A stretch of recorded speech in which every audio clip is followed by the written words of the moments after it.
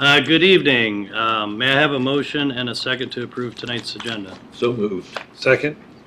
All in favor? Aye. May I have a motion and a second to approve the minutes from the previous full design review board?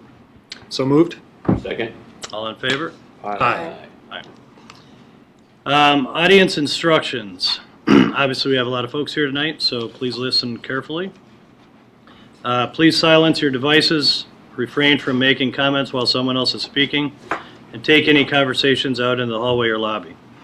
If your comments concern an item on the agenda tonight, you will have the opportunity to speak during the review of the application. If you have comments on anything not related to an agenda item, please raise your hand, and when called upon, provide your name, Reston address, and your comments. You may speak for a maximum of 3 minutes. Are there any member comments not related to an agenda item? Hearing none. During the agenda items tonight, the following are instructions for affected parties, registered affected parties, and others who wish to speak. If you wish to speak and you are not a registered party, please go sign up at the table and circle the yes that you want to speak. I'll get that later, and I'll make sure I call upon you. The time limit per person is 3 minutes. If you are the only member speaking for a recognized group, the time limit is 5 minutes. We'll have a timer going over here. Please identify yourself, the group you represent, and provide your address before speaking. You may speak only one time. When the timer turns red, you'll have 1 minute to wrap up. When the timer sounds your time has expired, please be respectful of others' time. Please do not repeat another speaker's comments, and instead just state you agree with them. You may not give your time to another speaker. You should direct your comments to the DRB and not to the applicant or other affected parties. Offensive or abusive comments will not be tolerated and will result in the immediate forfeiture of your remaining time and removal from the meeting. All right. I believe we are ready. Agenda item number 1, 2167 Cabot's Point Lane. If you could please come forward, state your name, address, and tell us about your appeal. Just a reminder on the appeals that you need to, wherever you'd like. Okay. You need to approve a misapplication of the design guidelines. Yep. Or prove that there's new information. Sure. Ryan Williams. I am the owner of 2167 Cabot's Point Lane. So you guys just want me to go over it real quick? Or? Sure. Okay. I didn't figure everyone's here to see me or hear me talk. So real quick, 2 scenarios are misapplied specific guidelines, and number 2 is new and additional design information not available. So real quick, I'll knock out the deck. The written issues with the deck, certainly in the knee bracing, there is foundational standards for that. I think Bruce brought it up. I acknowledge that's fine. My only issue with the commentary of that is that the original standard that exists is a cantilever deck. So of the 3 things that we're told that were issues with it, one of which was adding supports. To me, it's a cantilever deck, so I don't understand what guideline has been applied to indicate that it needs additional mid-stand support. I have no problem working with the cluster to remedy the other 2 aspects, like the fascia board and the knee bracing, but to recommend that it requires a knee span support when the only standard available is cantilever design seems very counterintuitive to me. So I would say that's definitely a misapplication of the standard, which is non-cantilever.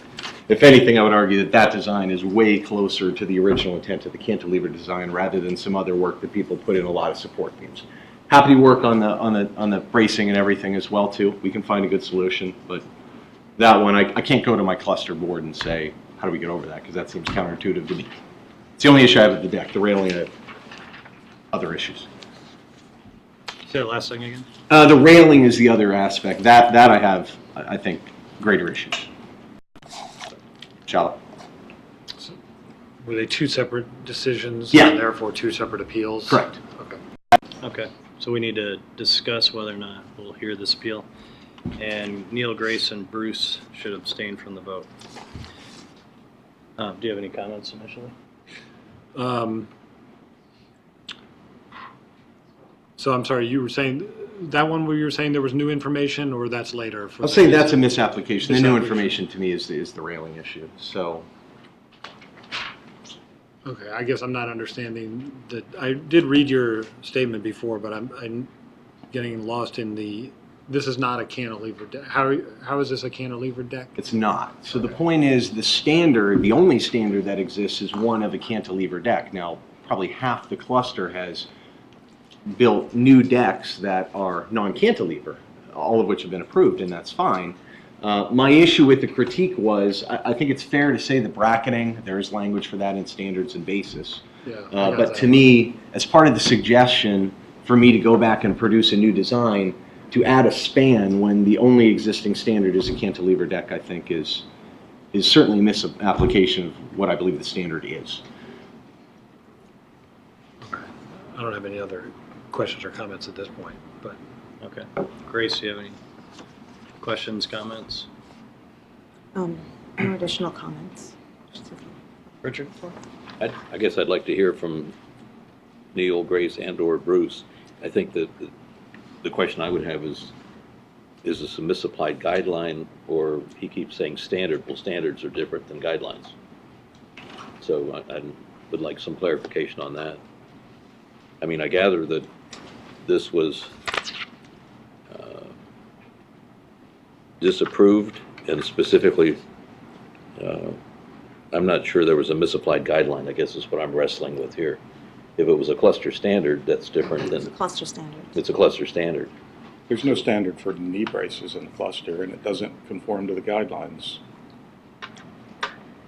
And it wasn't applied for, so it was turned down. Okay, that was the only question I had.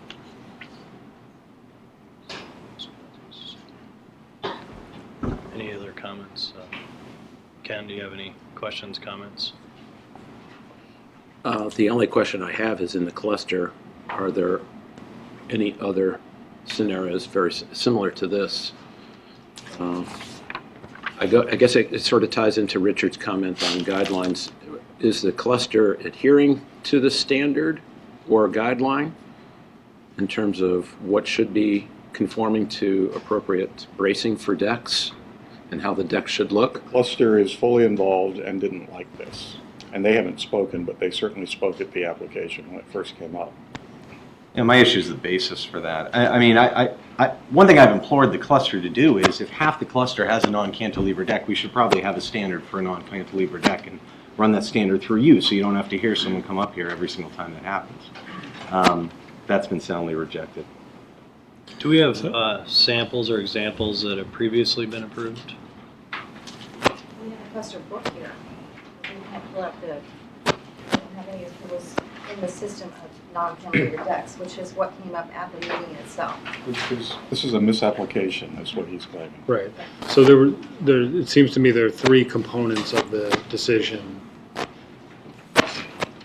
two of which are not at issue at all, right? Because Yeah. the knee bracing and the additional fascia board. I mean, I disagree with that, but it's subjective. Neil articulated it fine. It's an argument I accept. I can fix that. I don't want to tick anyone off, you know. It's fine. And But so I can't deal with the support. That's my issue. you can't do it without the posts. I think there's no structural reason for me to add a post. That's my one criteria in this. It didn't make any sense to me at all. How can you reject it? And the only standards cantilever design by recommending I need another That's his post. deck. Here's the knee bracing. The deck next door has a center column. Right. I also like to mention the dialogue was good. I mean, it wasn't like, you know, it wasn't combative. I mean, Neil was very articulate, Bruce, Grace, everyone was great. It just, I can't go back to the board and work out a solution that adheres to this when I come back here and I don't have another post in it, even though there's no reason to have a post. I could see it being rejected, personally. Let's do it. Okay. Richard and I were just talking, and I guess we're a little confused about the cantilevered versus the supports, given that once you rip it out, it's really, you have to go back into your house essentially to put a new cantilever up. Yeah. So Yeah. I'd be in favor of hearing the appeal personally. Okay. So let's see, Ken, Richard, myself. And What's the misapplication, if you would, please?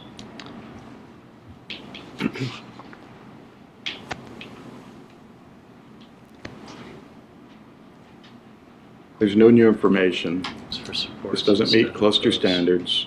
It's not something we would have approved if it had come to us as a new application. it was a built condition without approval, and the cluster was vehemently not in favor of allowing it. One guy was. I mean, let's. We see the President of the cluster. Please.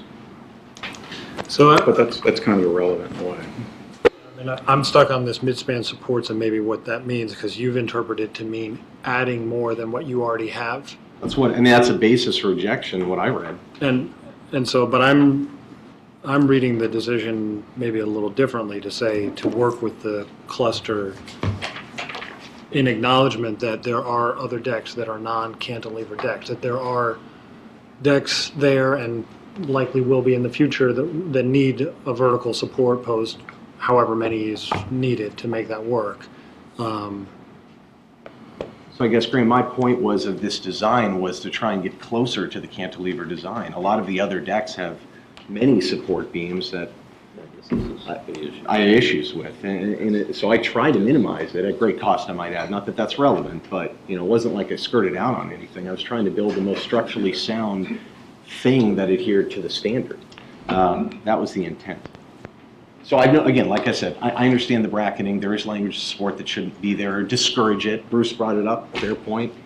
Neil thought the fascia board up front, the backing of it looked different, but. I hear you. I'm just saying, I feel like and maybe my colleagues who were there can add to this or correct me, when I read it, I'm seeing it as the deck as presented, not acceptable, not to any of the cluster standards or guidelines. I guess I don't see it. But then there's a sort of an encouragement to work out something that would be closer to that. Yeah. What I'm hearing you say is you think they're saying keep the two you have and add another one that's unnecessary. But I'm not reading it that way. I'm reading it to just say to work, to redesign that, what you have there so that it's closer to the spirit of the original designs of the decks. And so I guess my counter to that one is that this, I think, is way closer to the original spirit or design of standard than any of the other ones, based on just the limitation of posts alone. But I acknowledge the brackets. I mean, I don't know. I guess I read it a different way, Graham. I read it, it was literally telling me that, To add another one. to find an acceptable alternative to the existing deck design by adding, not by considering to add. You know what I mean? To me, that's pretty direct. The knee braces are what was mostly objectionable. There's nothing like this in the entire cluster. So it was rejected. This is very simple. Well, now wait a second here. There's nothing like this. There's But nothing like this. Based on what, Neil? There's nothing like this. There's a bunch of. Just a statement. Okay, but what is the job here is to apply a standard, I thought. Am I wrong? So, looking at the deck approvals standards, cantilever is in reference to the bedroom level. As I'm looking at this, it doesn't apply to the living room level. I hear what you're saying about knee braces, and we specifically call for no knee braces. The question I would have is, what exactly were we looking for from him? A better design. Yeah. Something that doesn't look like this. Something that's closer to what other people have in the cluster. I guess at some point, it was about 2 or 3 years ago, I think Fairfax County changed their structural guidelines or whatever, their guidelines, to where they were requiring knee braces. And I believe at some point there, I'd have to ask staff about this, we changed the DRB guideline to allow knee braces because it was a structural issue. And before that, knee braces were not allowed. Yes, that they provide a system of information from their contractor that states that they Right. are required to put the So knee braces on. knee braces are allowed. I believe that's in specific cases because the county over a certain height requires the knee braces. That's where we're running, and I don't think that would apply here. I think it's, 2 stories or something like that where you're getting very slender posts. So I think we changed it to accommodate the county requirements. I think it does qualify height-wise, but that's really not the point. The only reason I put in the knee brace is the structural engineer recommended me to do so, but I think I can fabricate pieces to get around that. Yeah, because I remember the guideline, we changed it so that they could come down no further than 2 feet. I remember that more or less specifically. Okay. But I think what you may have been saying is that the prohibition of posts on decks is for bedroom level, which sort of by implication means the living room level That's right. is not prohibited. Because essentially, in order to do a cantilever, if you have to tear out the old deck, you have to tear out the rest of or a good chunk of your living room or whatever that is. To get the supports back Right, into to the. get your backspan. um, That's not really practical. So I guess on that basis, I would move to hear the appeal. That second. That on that particular point of the original decision of the, what's maybe confusingly, it looks like either, something to do with the midspan supports, that was somehow at issue. And the fact that I don't think that's what this guideline The says. board is fully within its rights, within the design guidelines, to turn this down. It doesn't conform to any standard, it doesn't look good, and the cluster didn't like it. I don't see how anything that our panel did was a misapplication of any design guideline. I think you guys are struggling too hard with this personally. I think, well, the language we use here is the design guidelines which require cantilever be used for supports instead of posts. I think that It's a statement, built condition, it's not something that's being reviewed before it's built. There are other ways that this could have been done, there's no doubt about that. I'm not an expert in design. I only did what the structural engineer told me to do. I mean, sorry. Well, just to be clear, I'm not saying that it's okay. I'm just saying that the disapproval on the basis that it uses supports as opposed to a cantilever, I think there is compelling argument to be made that that is a misapplication. We would then, if my motion passes or seconded and it passes, then we would get to whether the design is okay, which is a whole nother issue right, Um, agreed. to me. So my motion stands. I don't hear a second. A second. Any comments, Ken or Richard? Let's vote. All in favor? Aye. Nay? No, I'll say Abstain? aye. I'll say aye. Four ayes. Okay. Okay, so now we can hear your case. Hear the case for the deck? or- Deck. Yeah. Oh, It's not an approval of the deck, it's just an approval of the appeal. We'll hear To your hear the appeal. appeal. wow. As far as, I mean, the case is the original case, really. There's no standard in line with the deck. The lack of conformity, there's no standard, really. So to me, I think my design is much closer to the original cantilever standard, which is the only standard, than anything else that's been done in the cluster. I don't know what else I would necessarily do. The reason why, I try to eliminate the post. I try to keep as few as possible to stay true to the cantilever design. In order to do that, we bought engineered materials that are these really thick cross beams in order to facilitate just two posts. I think I could get around the bracketing and work with the cluster if that's a huge issue. It is discouraged in the, I can't argue that. The way around that, I'd have to get something specially fabricated to do it.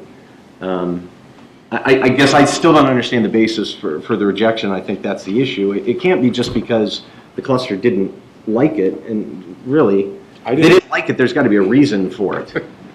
Right, but I mean, that's totally the eye of the beholder. I think if you took 10 people off the street and compared some of the existing non-cantilever designs they've done, I'd say they look kind of cheap, and this looks nice. But that's me. I just think this is way closer to the cantilever design than anything anyone else has done.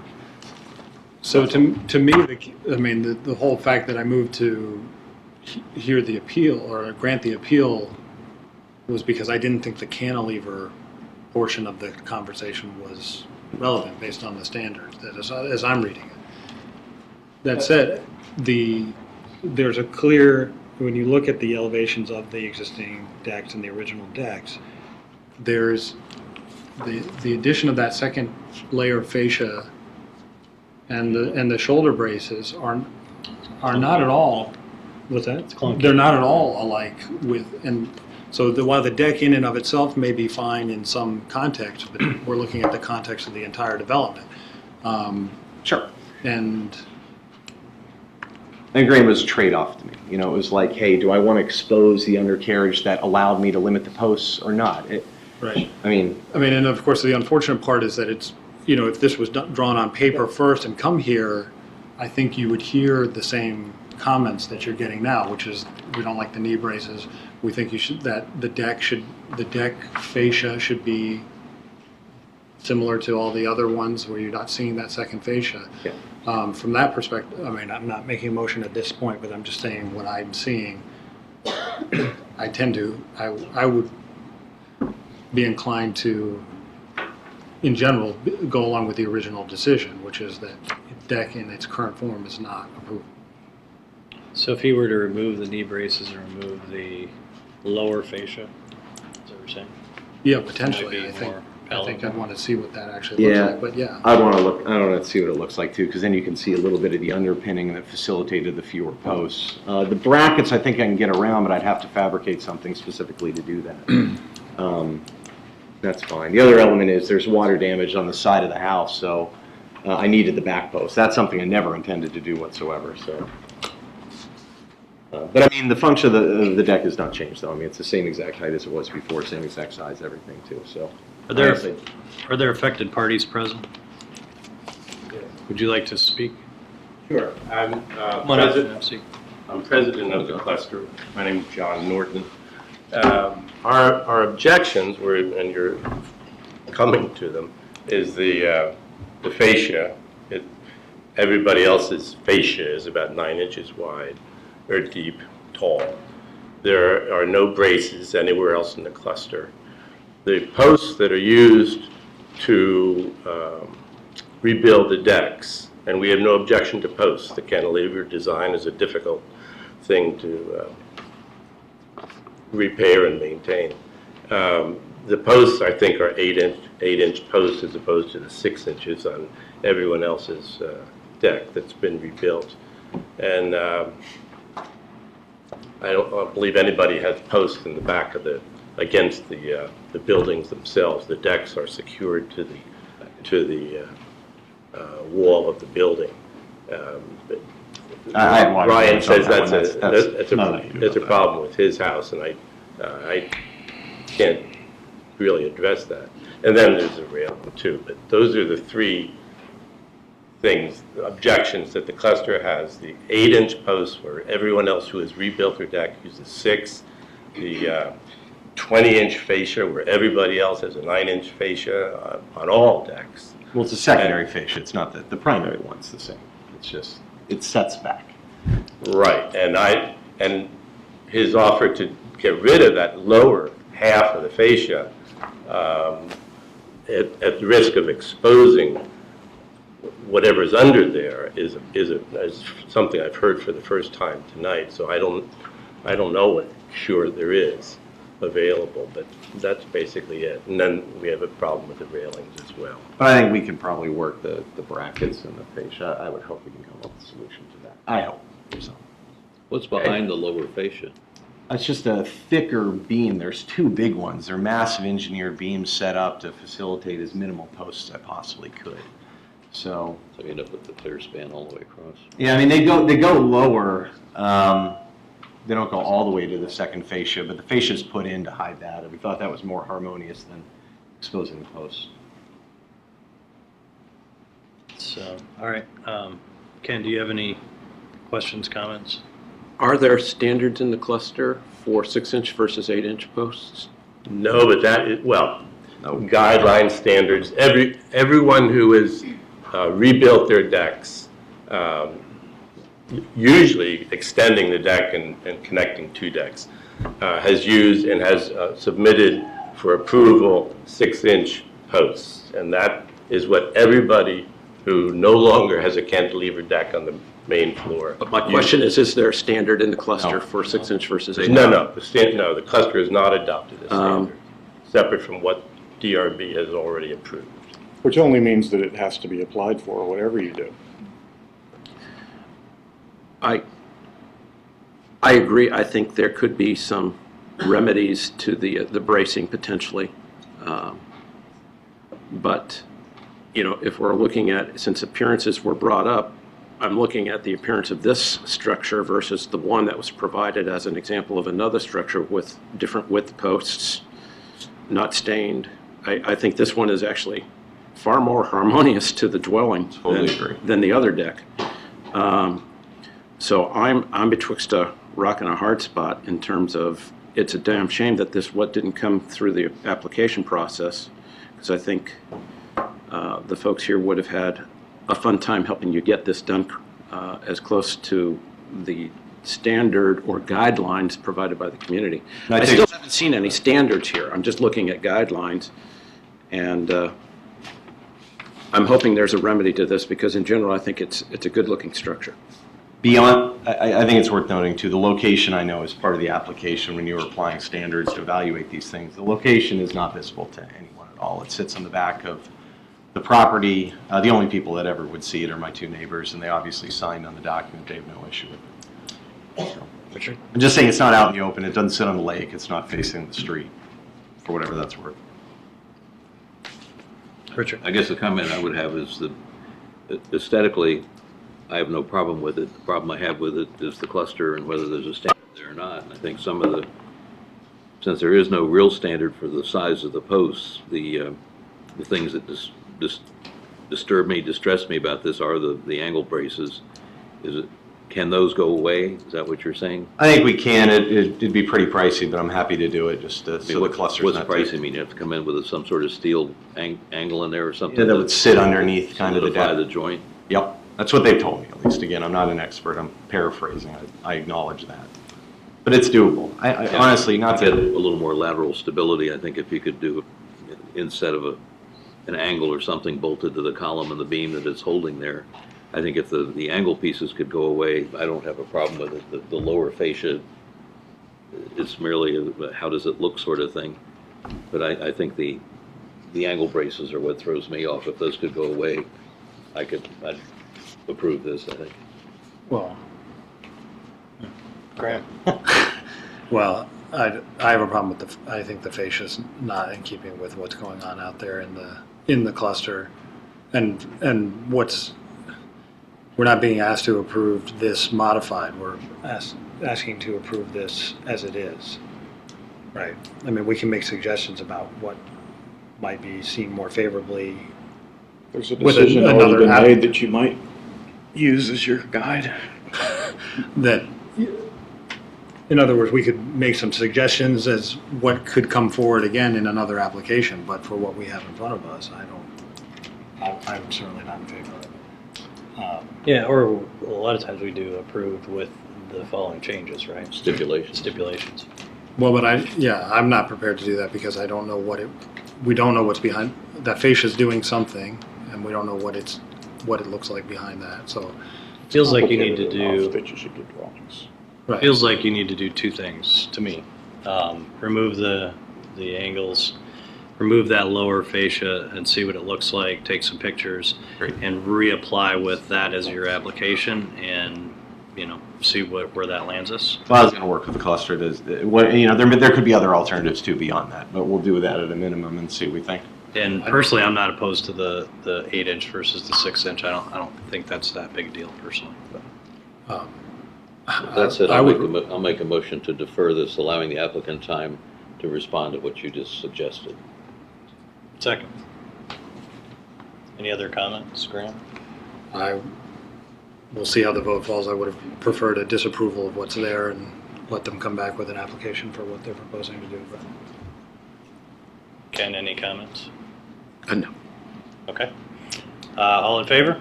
Aye. Opposed? nay, Abstain? 3 abstains. 3 to 1 to 3. Okay. Okay, so you've been deferred on that. Yep. So now we have to talk about the rail. Yeah, the railing. So the issue I had with the railing all along is the current standards and guidelines for railings say black wrought iron railing is standard. So I went out and, the whole point of this was to have composite decking, which had been previously approved.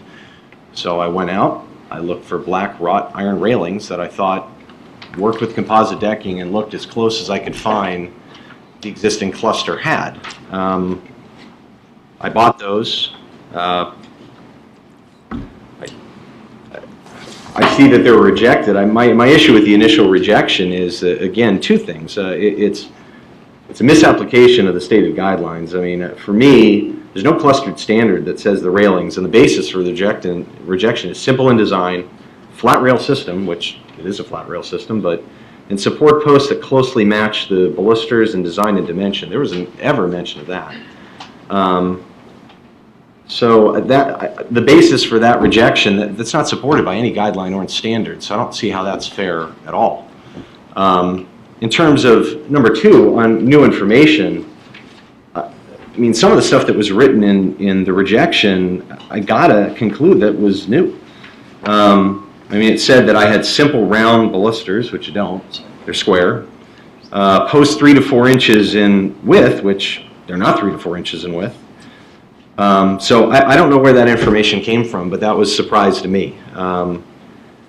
So I mean, there's no standards that indicate widths. I don't know. So to me, during the review, we didn't discuss balusters. We didn't bring up any of these things. There was no intention of it being simple in design. I mean, I literally bought a product that was described as clean and classic. I never heard any mention of a need for a flat rail system. That wasn't discussed in our rejection, but I mean, I bought a product that was just like a bunch of others they sold that was flat railing. So I guess the writing was surprising to me and did not reflect, I thought, what the decision was made. Of course, I disagreed with the decision. I still don't understand the basis for rejection, but the standard has, now that we've approved composite decking, to replace the old railings, which are 40-year-old, they also weren't wrought iron, but they're 40-year-old steel tubing. I understand their classic design, and I didn't want to depart from it, but I also wanted something that was safe to use with composite decking, so I really did my best, I thought, in buying a product that adhered to that. I recognize the posts are thicker. There are other people that have thick posts in the cluster, not many, but and all the railings do have some variation too. So if the only standard is black wrought iron railing is standard, I just don't get the basis of rejection. I also don't understand why new information was brought up that was never discussed. And what I didn't like in particular, the way it was written is it disapproved existing railings in rear location, not in conformance with cluster standards, which require all of these things. So the standards don't require those things. So to me, that's a misapplication of standards, and that I think is my biggest issue with it. The standard does appear to say black wrought iron railing is standard. That is exactly what I bought. So you're correct. And that's all it says. That's all it says. That's all it says. With a picture of the standard deck that does have the thinner. Yeah, the but only difference I see is that these verticals are a little skinnier than those. That's right. Yeah. Well, also the top rail is continuous in the original installations. And It's these, not the same, but straight it's across. not. And that's fair, but the visual, I mean, people have all sorts of stuff laying on their railing, so I couldn't even tell if someone had a straight line or not. That didn't even occur to me. And again, I really did look at products. If there were a bunch of products like this available, it would be fine. But I also thought it was fair for me to pick something that went with composite Hard to decking. look at multiple things at once. There is also the design guidelines in addition to the cluster guideline. With the objective of deck revisions is so that it be harmonious with and enhance the architecture of the house and mitigate the impact of its presence or use upon neighboring properties.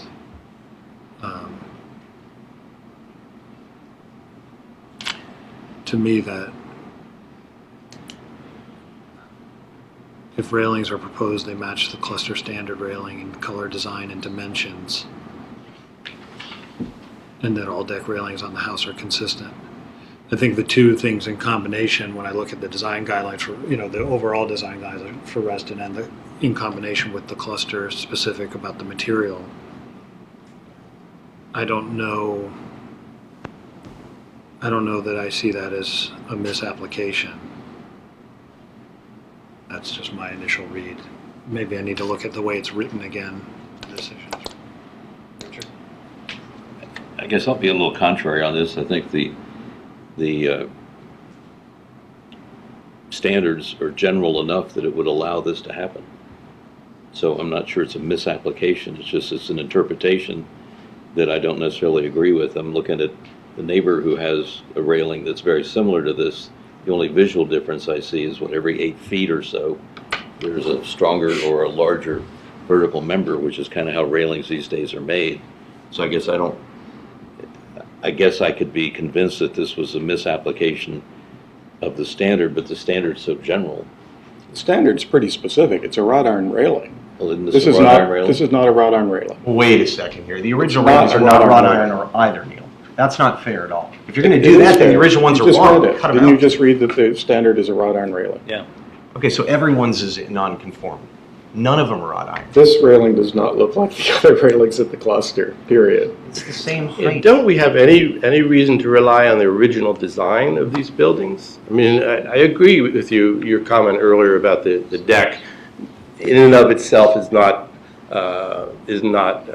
not aesthetically pleasing. The same thing with the railings. It's a different railing. There's nothing wrong with the railing, except it's like nothing else in the cluster. The That standard, was our point. I disagree with that. First of all, probably the main, biggest place on the lake has posts that are much thicker than mine. Visually, clear as day. These are hidden from visual. Okay. To me, the standard is a standard. It's not like I didn't try to find something that matched it, but Yeah, so let's focus our comments on the board, please. sure, sorry. So this is a iron railing, pre-welded, customized and enhanced version, but pre-galvanized steel zinc phosphate. So to be clear, I think it's safe to say that the original railings were not made from wrought iron. They were steel tubing. They looked like wrought iron, which is fine. I mean, wrought iron, when was the last time it was fabricated? I mean, it's like the 70s. And I know when we cut it out, it was flat out steel tubing. I have pictures of it, not with me. Ken, do you have any comments? I think the longer term issue here is, I think the cluster has guidelines that in themselves are guidelines, and as Richard pointed out, they're a bit nebulous to be interpreted in a multitude of ways. So I would suggest at least a sidebar to have the cluster tighten up and start looking at enforcing some standards that everybody in the community can agree to, because some of these are going to be interpreted in a multitude of different ways. I agree on the wrought iron. I have similar railing out in front of my house according to cluster standard. When I had it replaced, it's pot metal. And the house was built in the 60s, so that's not wrought iron. So I don't know who came up with the term, but I would agree the railings don't appear to be wrought iron. They are some form of metal. The only issue I have with this railing is that the primary posts, I think there are four of them, do look a bit wider than the primary supports of the older ones. But other than that, when I'm looking to try to enforce a cluster standard or work with a cluster standard, I don't have one to work with. So I would say this was interpreted to fit. So I have to side with Richard on that. Well, But I'm not the sure. applicant doesn't interpret what fits. That's the job of the design review board. I understand that. And the application was deemed too far from the cluster standard. There is a cluster standard. It has visuals in the book. If he had asked, he would have gotten those visuals. And I don't see again how our decision that said this was deviating too far from the intent of the standards is a misapplication of what the board can do. We interpret guidelines all the time. That's what we have a design review board for. The applicant does not, in the absence of a clear guideline, himself get to decide what he thinks is appropriate. That's what we're here for, to help him out. So I'm Point taken. unlike the deck conversation. I agree with Neil. I think I said it before. I think in the combination of the design guideline, the Reston design guidelines, in combination with the cluster images and the standard as written, I don't see a misapplication of the guideline. I'd make a motion to deny hearing the appeal. Can I just counter that one last thing? The only reason why I brought it forth was the way it's written. It says disapproved existing railings, they're wrought iron railings, doing literally what I bought, in rear location is not in conformance with the cluster standards which require railings be all of these things. That was never brought up, and that's not in the standards. So yes, that is to me a clear misapplication of a standard that only says black wrought iron railings are standard. And literally all I did was try and find, okay, wrought iron railings, that's exactly what I bought, to the same height. The only reason why those posts are wider, and they are wider a bit, not 3 to 4 inches wide as it was described, they're wider to fit the composite decking, and partially because structurally the way they were designed is not, frankly, not sturdy, debatably not safe, debatably not up to code. They shouldn't be fastened into a brick wall that's not load bearing. They shouldn't be fastened into the siding. And that's just what was appropriate for composite decking. I mean, I truly did try and find, and this is the only standard I knew.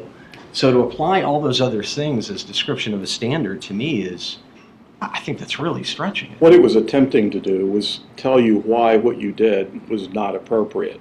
And that would have been fine. If we had asked our corporate counsel, he might have advised against elaborating on how your railing did not comply. This is not laid out like this in the standard, you're right.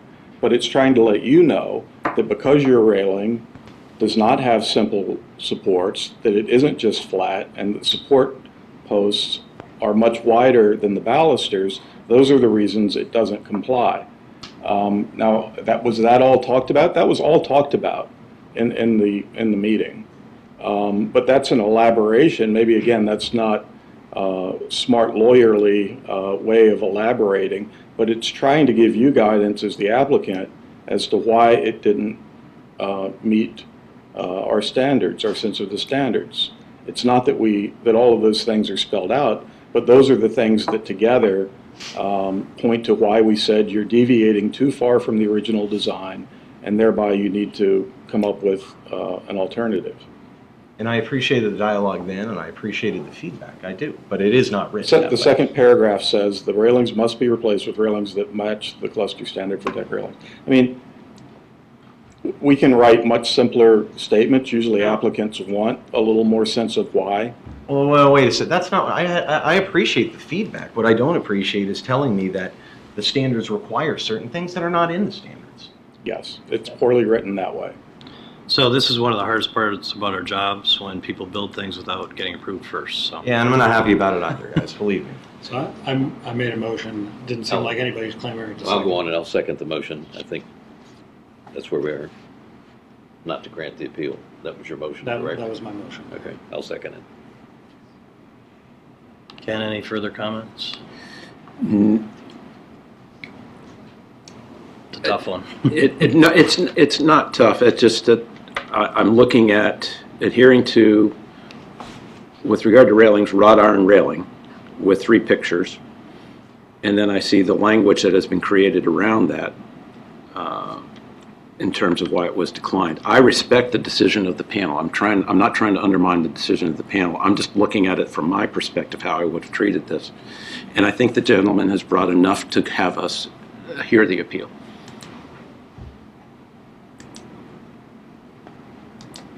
Yeah, I agree with you, Ken. So we have a motion and a second. All in favor?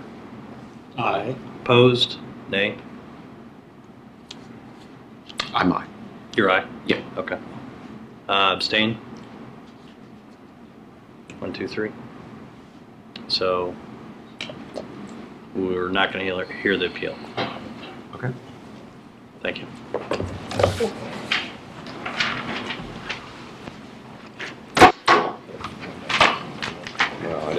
All right, number 2, Colvin Run, Buttermilk Creek.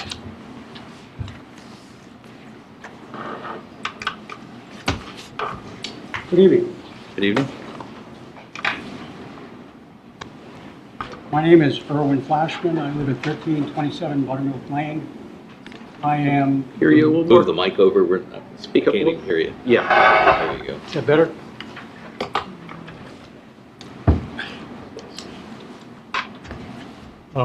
My name is Erwin Flashman. I live at 1327 Buttermilk Lane. I am an affected party and the appellant in this case.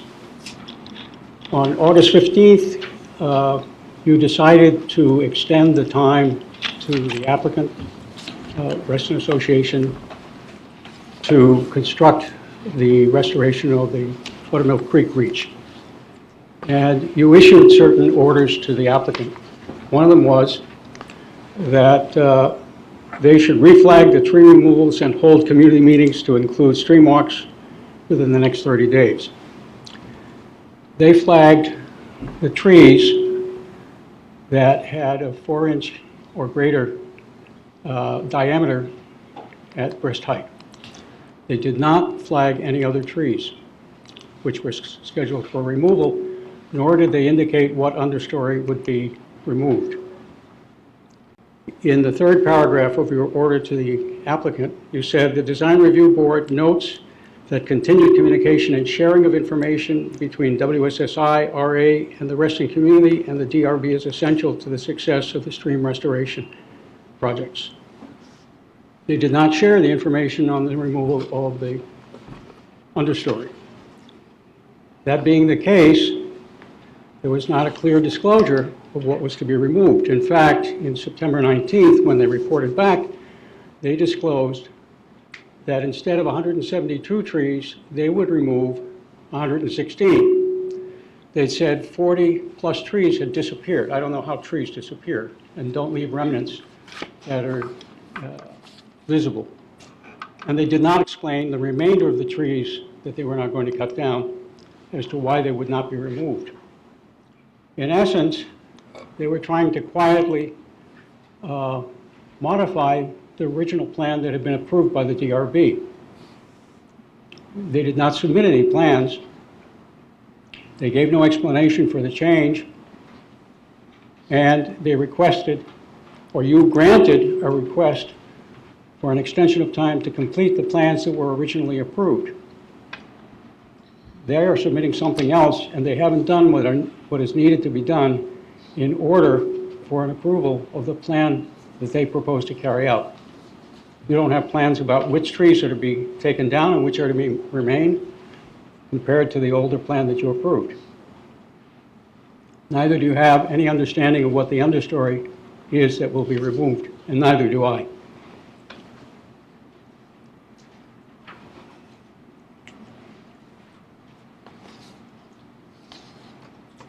They don't explain that other trees will die as the result of their removals, and therefore they don't count those trees among the number that they will remove, although they will be removed as a direct result of their actions. And that is because of the pressures that they will put on the soil, compressing it, and on the roots of the trees that are so subjected to that pressure will die off. And you have seen that if you have been to some of the other stream beds that have been restored, that a number of other trees have died after the completion of the work. You will see that here. And you will also see that other trees which may remain, by the virtue of the removal of the trees that they will remove, will be weakened and more vulnerable to disease and insect attacks.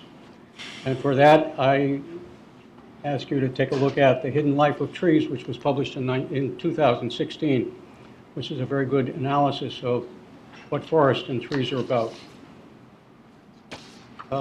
So, in essence, you're being asked to do something that is ultra vires, meaning beyond your authority.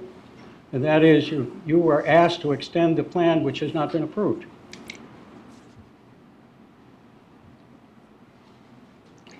This stream is an intermittent stream. It is not a constant flow. When they fill in the stream, there will be even less of a flow. And it's questionable in my mind as to whether they will qualify for credits under the mitigation bank, the stream mitigation bank rules. And if they do not get credit for that, or at least part of it, then there will be less money paid to the Reston Association, if any. There are other ways of dealing with this issue of stream erosion, and there are other approaches to how to deal with it. One is do nothing, and you'll do far less damage to the stream and the surrounding area than you would by doing this. And you will also have the possibility of the return of aquatic life or improvement, which you will not have with what they propose to do.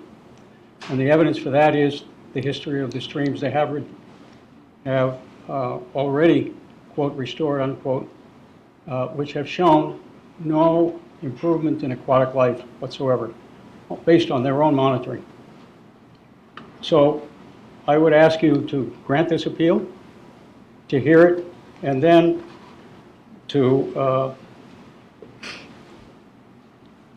revoke the approval that you granted for the extension of time, and to request the applicant to go back and restudy the matter and determine exactly which trees are to be removed, and to also reduce the impact by looking really at what areas are truly subject to erosion, and to then deal with that area specifically and reduce the tree removal in that way, and the impact on the ecology in whole.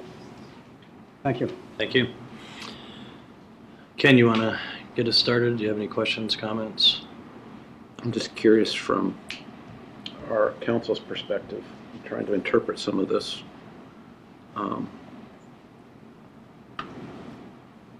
I'll take that back. I'm still trying to interpret the issue, so go around. Maybe I'll learn a little more as I sit here. I was looking for new facts. New facts, as we're starting to feel. New information or misapplication of the design guidelines. And I thought that you said that the new information is you're asserting that they didn't follow what we had requested in terms of the flagging. Is that? The new information is that far fewer trees will allegedly be removed than were contained in the plan that was originally submitted and approved. And there is no adequate, satisfactory explanation for that change, and no plans have been submitted to you for approval that would support the lower removal of trees. That's the 116 versus the. That's correct. Okay, thank you. Additionally, that there are other trees that will die as the result of their activity, which are not disclosed in the plans. Richard? I guess that's the question I have too, that we had 6 of these coming through all at once to get extended because of all the various financial reasons and so on. And this specific one, I think what Mr. Fleischman is saying is that the new information is the fact that it appears the plan has changed from what was approved, if I'm understanding you correctly. So we're being asked to extend a revised plan that we haven't reviewed. Correct. I gather I'm trying to make some sense out of what we're talking about here. So it kind of puts the onus on us to say, well, this is all about just granting an extension of something that was approved. If we grant an extension to the plan that was approved back in 2014 or whenever it was approved, there's a different plan. That to me is new information. Something's changed from 172 trees to 116. It's a different plan. So I think that's new information. I hear you, although, you know, the nature of this project was always a little different than, I mean, it's fairly unique compared to what we see normally, and it's not a building. I think it was always understood that there would be some variation from what they submitted because there was some amount of having to go out and survey it once and for all when they actually went to, you know, knock trees down, and the effort was always understood that they would take down fewer trees if they could. And the understory was assumed to be a part of it too. That's right. Frankly. And I thought when we met last month or the month before, whenever it was, that is the applicant here tonight? No? Oh, they are. I thought that there was an explanation generally, I don't know how it applied to this particular area, that in many cases there were a lot fewer trees that were being removed because many had already fallen down in the intervening time since the original decision. That was the explanation that was offered for some 40 trees, but there was no explanation for the remainder. Shall we hear from they are an affected party, so do you want to hear from them? Yeah, I certainly think they... Do you want to step forward, Wetland Solutions, and... So I guess to just put a bow on what I was saying, I do find it somewhat compelling, but I also feel like some amount of that variation was inherent in the original application and the original approval. And this is a point of information, with regard to the trees that have, the differential in the trees, that was announced at the time before you made your decision, so it's not new information subsequent to your decision. It was different than the original plan, but not different than what you approved, so it's Right. not new information for appellate purposes. The issue as to That whether or was not. my question. Right. Turn your mic on. Okay, you want to tell us your name, address, and Sure, Frank Graziano with Wetland Studies and Solutions, Gainesville, 5300 Gainesville, 5300 Wellington Branch Drive, Gainesville, Virginia. so what's your take on the new information? I don't think that it's new information, in my opinion. When we were here last, we recognized that things would be different and that we would go around to each community and walk the streams, as we did with Buttermilk as well, and recognize that in the 7 years or so since the trees had been originally surveyed, there would be some differences. And the differences being that the numbers would go down, as in this case they have.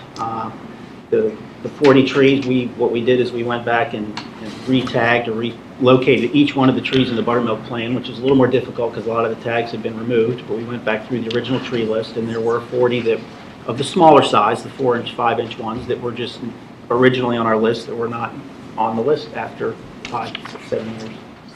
But during the walk, we said, as I mentioned here last time I was here, we would flag the limits of clearing when we got closer to the actual construction and walk it with the contractor and a community representative and us, and talk about trees that were, near the limits or ones that we thought we could save, or sometimes vice versa. But just, as you hone in on actually doing the work and actually have the tape up, you can see where the limits are. And Mr. Flashman pointed out several that we're close to the limit, and we said, you know what, when we get the flagging up, we'll have you come out and we'll take a look at them. We'll make a decision on those trees as we get closer to construction. I mean, putting up the ribbon now, we're not going to start this until the spring. The ribbon would disappear, and it's just a lot, it trashes up the wood, so we prefer to do that 2 weeks or so before we're ready to actually start the construction. Okay, thank you. May I, the difference between 172 trees and 116 is somewhere on the order of 40-45%. And that's a very substantial difference. It's not a matter of 2 or 3 trees. While I'm delighted that there are fewer trees being removed, I am not delighted that 40 trees suddenly sort of disappeared already, or they aren't able to identify them as what happened to those trees compared to what's on their original plan. It seems to me that it is new information. It is new to me, it's new to the community, and it is a substantial departure from what was originally approved. Now, while you may expect that some trees might die in the course of 5, 6 years, not 40%. And not 40% should change, because the plans what will be done is essentially being changed. What will happen to the creek is essentially being changed by virtue of the non-removal of those trees, and so you have a different plan. Okay, And thank you. you're being asked to extend something that you haven't seen. No one has seen it. Do you have any further comments, Brad? No, not right now. Neil? Well, I agree what Graham said, that these plans are fluid, that we make changes in the field for them, and we've allowed that in the past. We allow them when we try to save trees at the last minute. So linking exactly what we approved to a plan in a point of time, I don't think is what we've historically always done. The concept is there. It's a fluid process of moving earth and trees, and it's not like it's not quite as precise as some of the other things that we typically review. The new information seems that it's better. There are more trees, not less trees. I find it all very curious, but I don't think it's going to substantially impact the way this board ultimately votes on it. We rehear it, we're still going to give the extension. Frankly, we're still going to give the approval. It's just not going to change that I can see. Yeah, I agree. Grace? I'm not sure anything else has changed. Time has gone by, and yes, that the amount seems seems large compared to before, but over 7 years, I don't know if now that they've flagged the trees, they've been able to take a better survey of what has happened. But I believe you were going to respond to, you had a response? Yeah, I was just going to say that the last time I was here, there was a request for us to provide an updated tree removal plan for the record, and we said that we would do that once we had the limits of clearing up and we'd finalized which trees, because some of them near the limits of clearing would be saved. So we would provide that. But that's after the fact, not before, so you don't get a chance to approve it. All right, any other comments, thoughts, questions? Motions? I move that we not hear the appeal. Second? Any other comments? All in favor? Aye. Aye. Opposed? No. One nay. Abstain? Okay. We're not going to hear the appeal. Thank you. Thank you.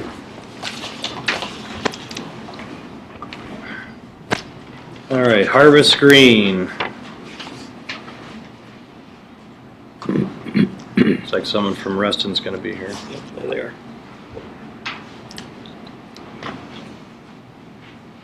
Hi, I'm Nikki Beleza, Watershed Manager with Reston Association, and I'm going to let Jack do the presentation. This is for the stream restoration of an outfall pipe on Reston Association and Concord Green Cluster property to repair the stream on the Fairfax County stormwater easement. Yes, Jack Merritt with Fairfax County Department of Public Works in our Stormwater Maintenance and Management Division. I manage the outfall restoration section. Just a brief history, we've got 13,000 outlets and outfall structures in the county, 5,800 give or take MS4 outfalls. We have a requirement per MS4 permit to investigate and walk our system on a 5-year cycle to get through the entire county.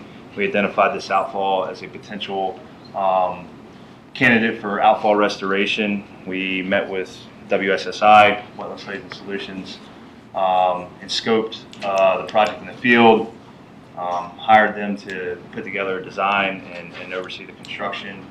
And what you see there is the grading plan and combined grading plan and site plan for the restoration of the channel. It's similar to the same type of projects that the Reston Association has seen with their stream restoration designs, as Nikki already stated.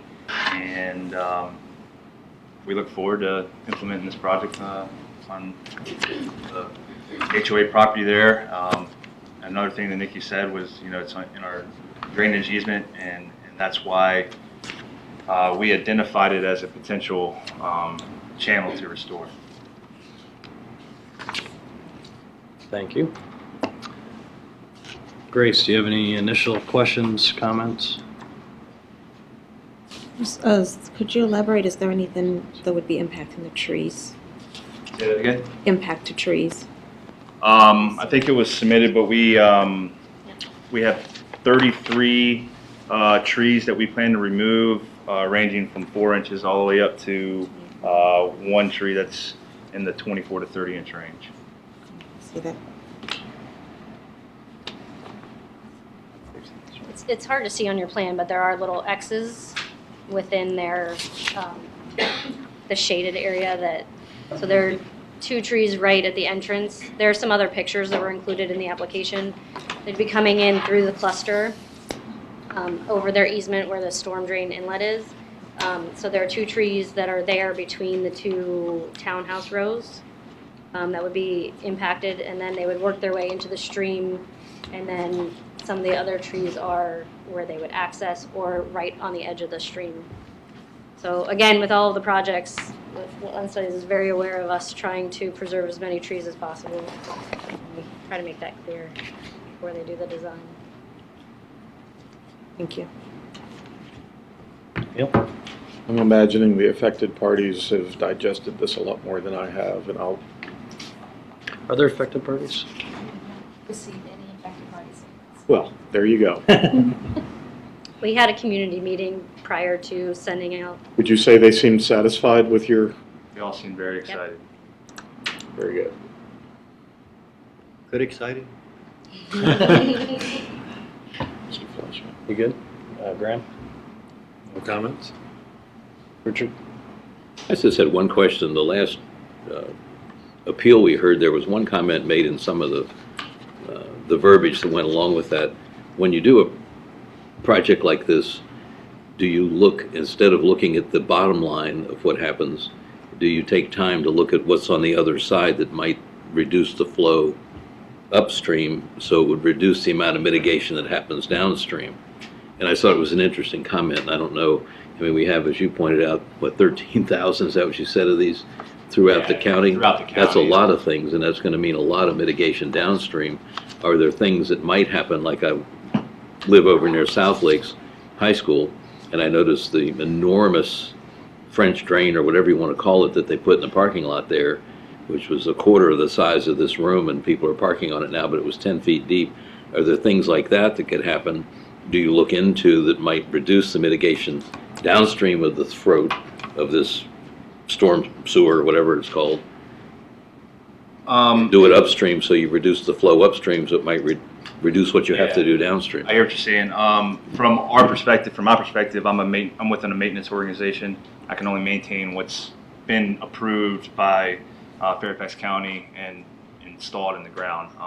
In this case, most of this drainage, if not all of it, is picking up street flow. Curb and gutter from, Barron Cameron down through, Reston Parkway, Barron Cameron, and then the community parking lot. And then the community parking lot. So from that perspective, no, we have no ability to go in and make any type of changes to the existing streets and or parking lots that contribute to, or the house structures that contribute to the drainage that comes to this channel.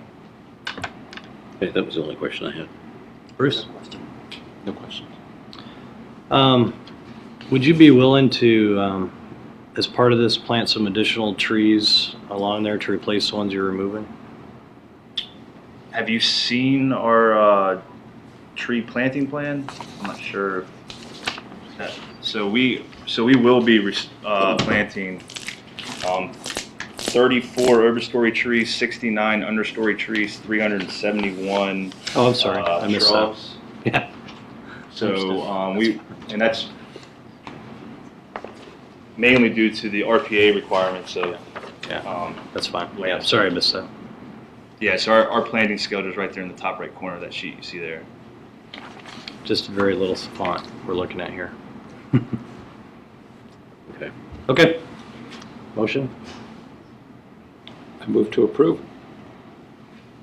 Second? Any further comments? All in favor? Aye. Opposed? Abstained? Approved, thank you. Thank you, guys. Thank you.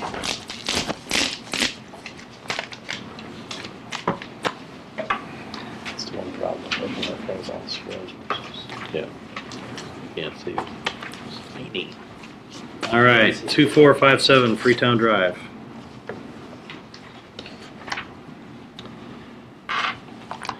Evening.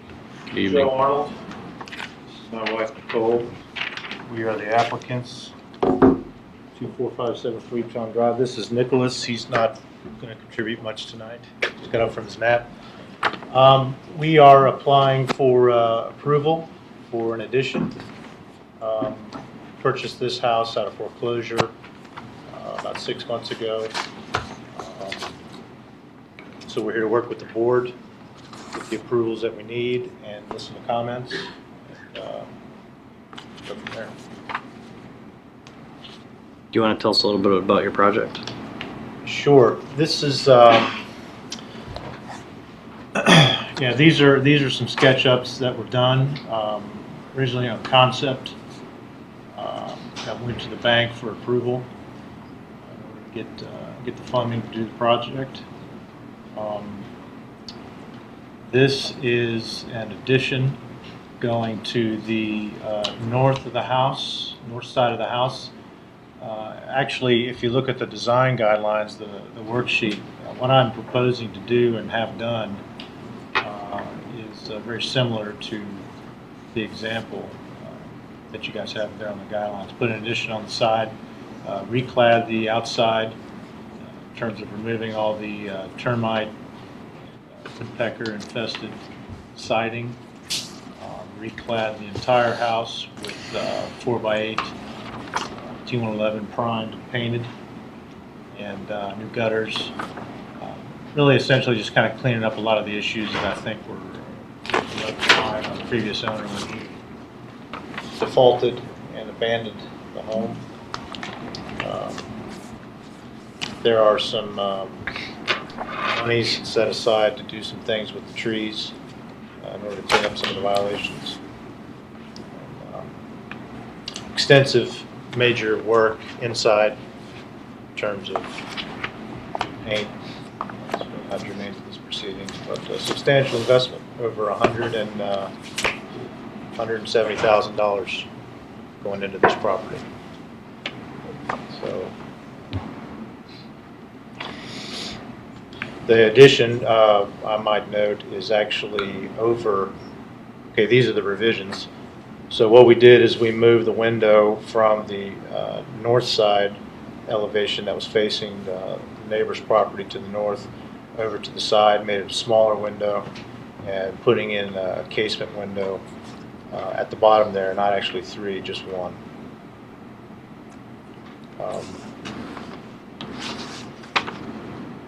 Missing anything in terms of the outside? Skylight. Oh, sorry, skylight on the top. All materials purchased off the shelf from Home Depot, and nothing custom, nothing elaborate, or whatever. So if I could, is it okay if I stand up, kind of walk you guys through this plan right here? So, sorry? Yeah, just right across. Oh, this thing right here? Take it The with me. thing with the green light on it. Okay. Thank you so much.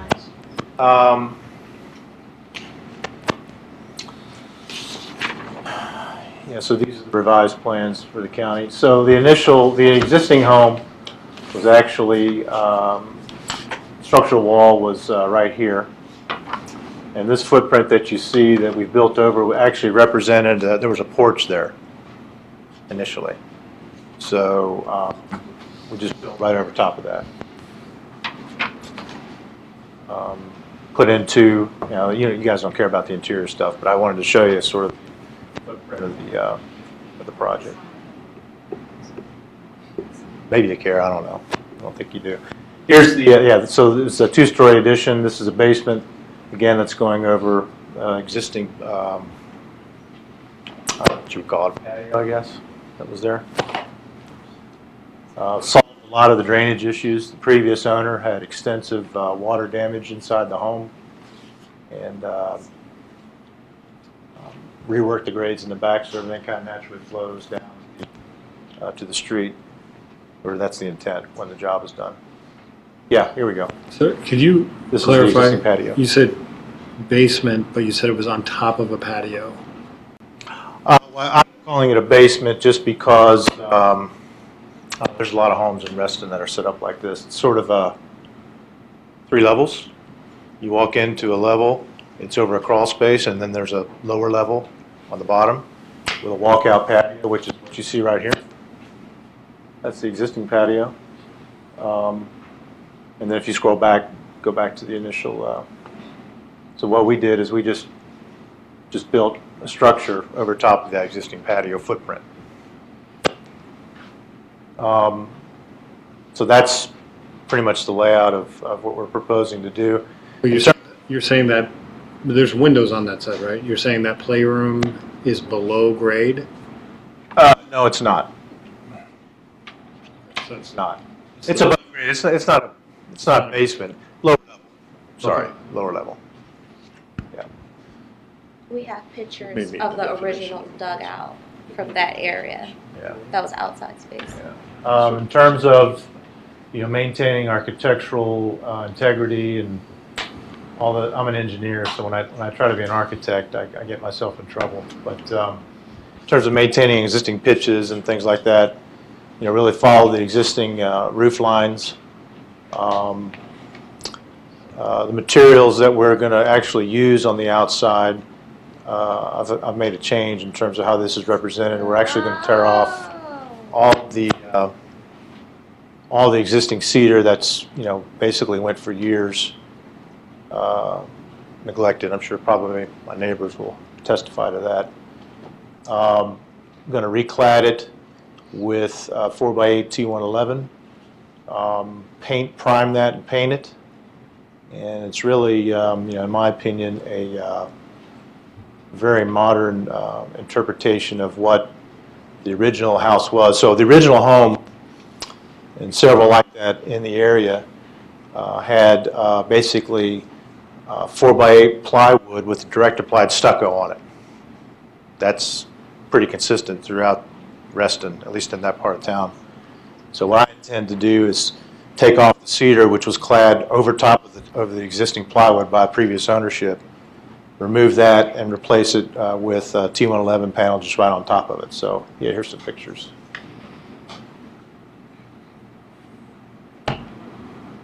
I guess these are photos you guys took. So yeah, all this wood cedar is all, there's all kinds of animals and bugs and everything. So with respect to the trees and landscaping, I'm looking for some recommendations from the board in terms of what you guys want me to do there. I'm not a big tree guy, so whatever y'all decide is fine with me. Yeah, okay, so to your question, this is that window you were seeing right here. It's at grade level. So it's, yeah, you're right, it's technically not a basement. It's lower level. Yeah, I just knew there were two exposed levels. I didn't know if you were saying there was another one below that. Yes, I used the wrong term. My apologies. Yeah, so here's a good example. So, so this window right here, I had to replace. The previous owner. Not exactly sure what the thinking was there, but all he did was put a couple studs up and some 1/4-inch plexiglass and glue. Just glued plexiglass to the studs. So when I bought the property from the bank out of foreclosure, obviously that was priority one because I sleep right on the other side of that window.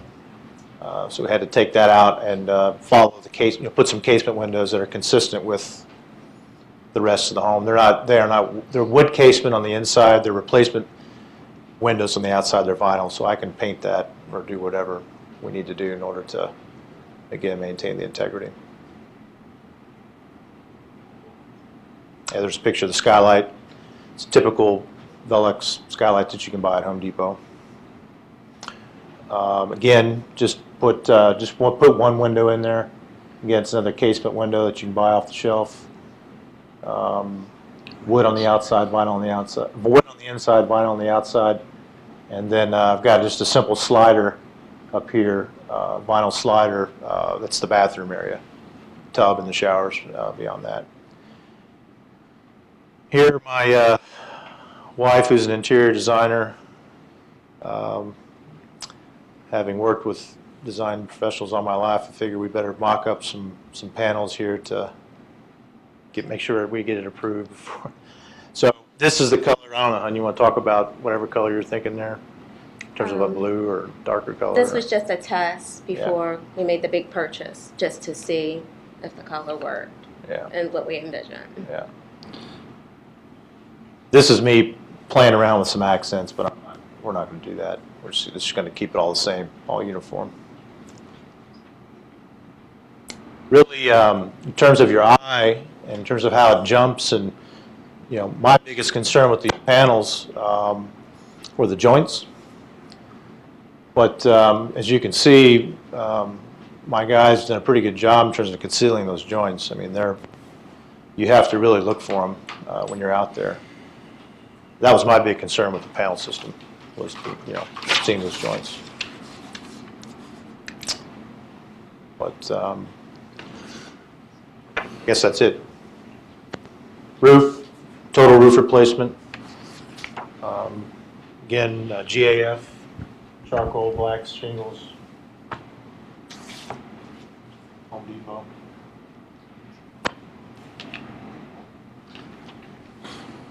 All right.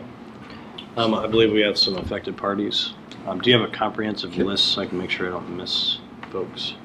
Well, while we're waiting for that, I gotta say, well, let's just address what I'm sure is a big issue on everybody's mind. This is, as I'm sure you understand by now, this is very unusual to have a project go this far before it comes to us. Sure. And I'm in a tough spot. no doubt about it. Ideally, you would have come to us in a series of drawings. Even at this stage, I'm having a little difficulty wrapping my head around the entire scope of this project because, at least from what I'm looking at, I have a bunch of pictures of mid-construction activity. I don't have a lot of drawings. Even the drawings that you have provided are sort of snippets without the whole house in context, little portions of the elevations. Typically, we would want to see entire elevations, so to see how these additions look against the total composition of the house, not just the portion that they're touching. In everything you've talked about here, you haven't addressed at all what appears to be another addition on the back of the house.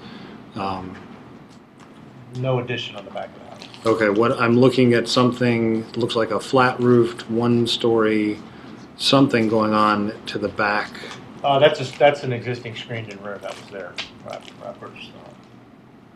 It's an existing screened-in porch, but there's something happening to it. What's sure. happening to it? Yeah, I'm taking about 30% of the screened-in room was infested with termites and falling down. Okay. So basically removed all the damaged wood. Yeah, okay, fair enough. Removed all the damaged wood, replaced it with treated plywood, and putting it back in its original condition. And then just going to reclad it with the same cladding concept that we're going to use. So it's changing from a screened-in porch to an enclosed? No, still screened-in. I thought you said you were just putting the same cladding as you're putting on everywhere Right, else. there's cladding below at the knee wall level. We're not just going to leave it exposed. Well, I guess it goes to just sort of further illustrate my initial concern, which is I don't understand what you're proposing to do. That's having nothing to say about whether it's good or not, or whether it's appropriate or not. So I guess I'll leave it at that for now, but I just want to plant that initial flag that I'm very concerned about that and how we're going to come to any sensible decision about this. Yeah, well, listen, the point is well taken. The fact of the matter is this transaction was if I could just elaborate on the issue there. The transaction was a foreclosure. It was a home that was being appraised and sold for about $300,000 less than the comparable homes in the area. It's a good deal for me. But I do not have the cash or net worth to put my own money in this, so I had to do a construction to firm loan in order to get it done. Those loans, if anybody has been involved in those, require construction to be completed within a very short time frame, or there's penalties involved. No doubt about it. If I knew then what I know now, we've done something differently. But like I said, here to work with the board, hear the comments of all the affected parties, and do whatever I can to move on. If that requires me to make some additional drawings or take some additional pictures, bring them back, I'd be willing to do that.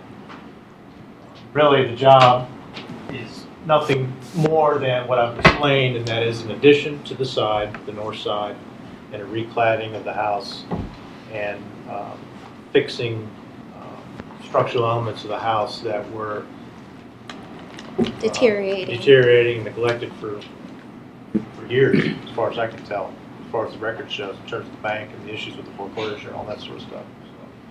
I don't want to, freeze the meeting here, and I know there are a lot of people who still want to talk, but I would just say to that even with what you presented, it seems to me that there are elements that, this is not really worth much to us, I don't think, because that's not reflective of what's happening out there now.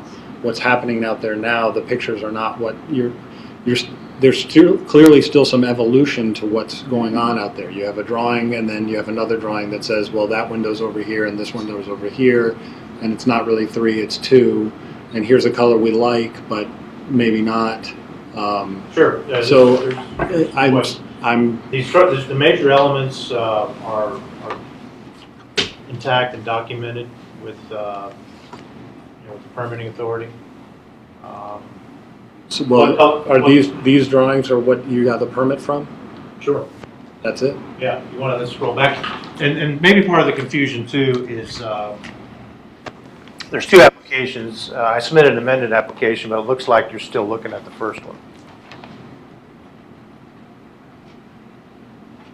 If you want to scroll through, I think I saw something on your file that said there was -1 and -2. Yeah, so these are, this is amended and approved on the 16th, sorry, on the 3rd by the county, where I'm clouding this and I'm saying we're just doing one Anderson 28 by whatever 48 size window, one Tafco slider, and a skylight. With respect to the cladding, yeah, we're not going to do horizontal lap siding. We're going to do 4x8 panels, which is what you see in the picture. So that, at the risk of repeating it, that's exactly the type of thing, because even the photographs don't look like that. Forget about the siding for a second, but the window configuration and locations are different than that, and not to mention then the siding. So this the photographs don't match, but the description is what's happening. That's hence the amendment to the county. This is a design review board that typically reviews designs in advance and that are complete, and we expect then that that's what's going to be built if that's what's approved. And I just have very low confidence at this stage that we're going to be able to reach that point. But I will stop talking for now and let other people talk. Again, I'll jump in and say, with the structure that you see, nothing is going to change from that. At this point, all we just need approval for is to see if this is up to standards. If there's a problem with that, what can we do to move forward? As far as the exterior, not a whole lot is changing. We just have to rip off what's rotting and deteriorate and replace that with a T1 with the same color that you see in the example of the test patch. Nothing else complicated is going on. As far as the sunroom, we're just restructuring it just because it was falling apart. Nothing is changing as far as aesthetics. Okay, thank you. A quick question, just to go along with what Graham says. I don't see anything that puts all this together, all the little pieces, and I think that's an issue of what we're being asked to look at and or approve or not approve or whatever we're going to do. And the second question is where is RA with this now? Is this, I mean, this has gone way down the road for where we normally would see something on paper, and now we're seeing photographs of something that's been built without us having seen it. Has this been cited as a violation by RA, or where are we in that process? He is a new owner, so as a new owner, he is granted 90 days for any new violations. So this addition came up after he purchased, so pretty much start back over from the beginning, and the enforcement process continues. So he's got design items, which is what you're looking at today. We're not looking at the maintenance aspects of what he needs to replace, just the design. So our understanding was there was the new two-story addition as well as some design changes to the rear. So we have that listed as a design item too. A question, so is the tree removal part of this Has application? not been stated as a So violation. it's not part of this application, tree removal. All right. Should we hear from affected parties or any other comments before we do that? I just wanted to make sure that whether I understood. Is there something on, show us the setbacks that you're presenting? Is there something that shows us? I presented the survey and the plot that showed the setbacks and all the approvals from planning and zoning. But I can take that as an action item to, it's not in any of the paperwork. Thank you. I want to add that apart from all the pieces and parts, it's the size and the placement. And we can see a site plan. We can see how close it is to the neighbor's house. And we can see in the full-size model that's been built how tall it is. So, you know, I would like to think there's a way to get to talking about the elevations, but I think the basic footprint and size and adjacency to the property line is going to be the difficult part of this. All right. Any other comments before we? No, I would say the same thing. Seeing the plat, the site plan, seeing the location of the home, the dimensions. I'm Something- sorry, I can't. Seeing the footprint of the house and on a plat and the dimensions. to the I've got property that, I'm line not sure why it's not in I there. got it right here. And all that. I think just one other note, and we've run into this before as a board, the PRC zoning is problematical in the sense that it states that there aren't necessarily side yard setbacks like there are in every other zoning classification in the world, probably. But the PRC has one stipulation that you have to be 16 feet away from the closest structure. So you can technically build right up to your property line if the house on the other side of the property line is 16 feet away. So that's going to become an issue that I think we're going to be discussing here shortly. Although that's Fairfax guidelines. That's the PRC zoning. Right. In other words, as long as you're 16 feet away from an adjacent property, that's allowed in a PRC zone. Although Which we are. there's some RA design guidelines that sort of further stipulate that. We'll be getting to that. I think the point is that that's why the design review board becomes so important, because legally you may be able to do it, but obviously the neighbor may not want you to do it, and that's why we have this process. Right. I mean, we've had cases before where an entire side yard went away, and we were very hesitant to approve that because there was no way you could get around the house to mow your yard, for example. So anyway, like I said, I suspect we'll be getting to that. Indeed. All right, any further comments before we hear from affected parties? Okay, just a reminder of the rules. Everyone gets 3 minutes. Please state your name and address and be respectful of everyone else. Dana Frank. Can I stand here? Yes, please. Great. I'm Dana Frank. I live at 2455 Freetown Drive. I've been a Reston resident for 18 years and a homeowner on Freetown for about 8. When we first bought our house, I decided to put in a fence, and I had to provide more than a dozen photos of my neighbors that had similar fencing. I had to get actual signatures of neighbors acknowledging the fact that we were putting in a fence. And I also had to provide specifics in terms of where my fence was going to be installed, how it would be installed, what it would look like. I finally got that fence approved 2 months later, but I was asked by the DRB to move my fence back 4 feet and plant trees on the other side of my yard, so people driving on Reston Parkway 70 feet away would not be distracted by my 6-foot-tall brown wooden fence in the woods in the backyard of my house. So you can imagine my surprise when I get home from work one day and find a massive 2-story framed-in structure jutting out of the side of Mr. Arnold's house, landing just a few feet from my side yard. When I made a couple calls, I found out that he didn't do anything that I had to do to get his house put up. And I was putting a fence up for safety reasons, not to make an extra buck on my house, but I was going to sell it. So he may well be making more money by adding this addition on his home, but it's at my family's expense. The property value of our house is going to be impacted by this encroachment. The curb appeal of our house is most definitely impacted.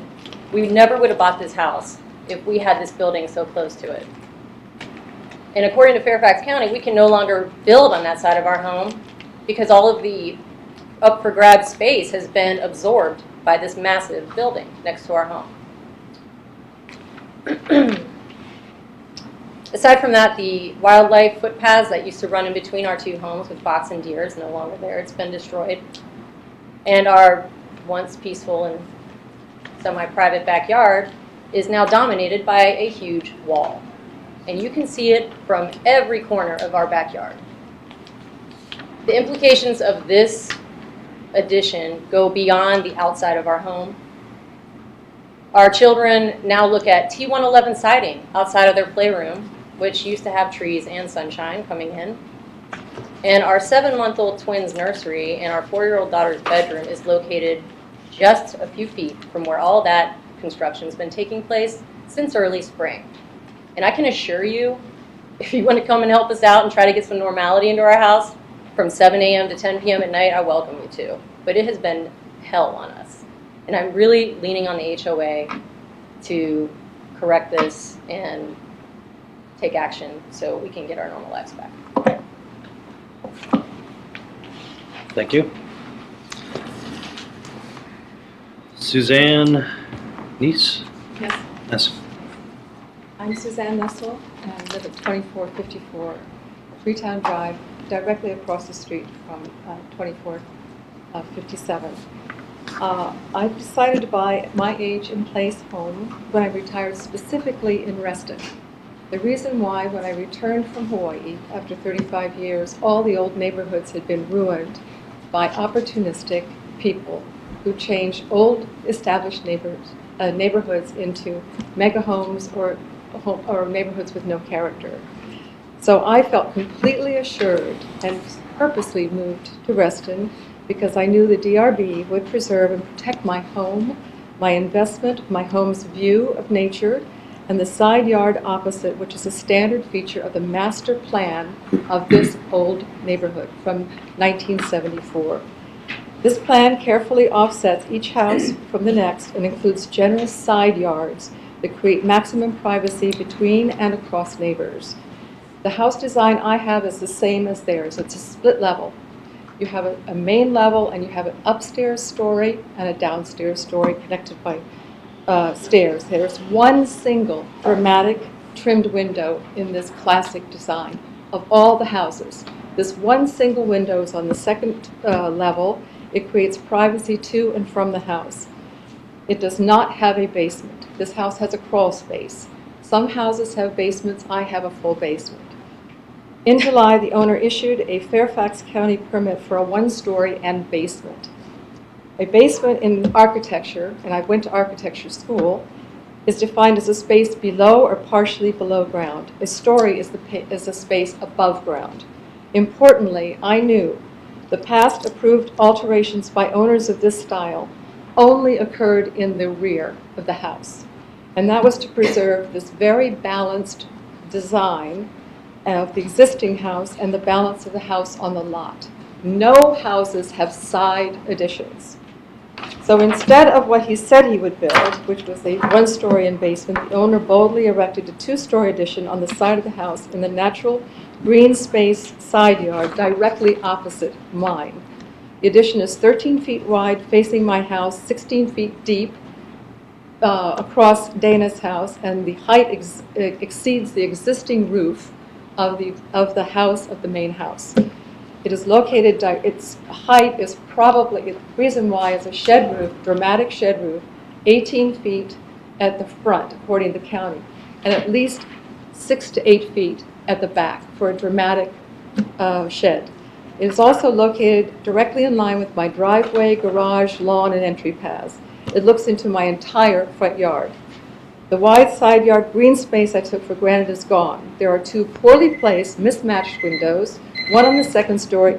I have about a minute and a half. May I please continue? Yeah, if you could wrap it up quickly, please. It is, okay. There are two, so they are looming down on my outside task. I garden a lot.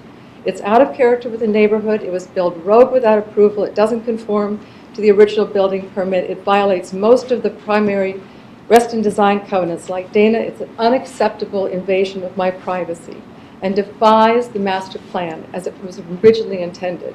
Further, the owner has violated the Reston stop order, has continued on the addition.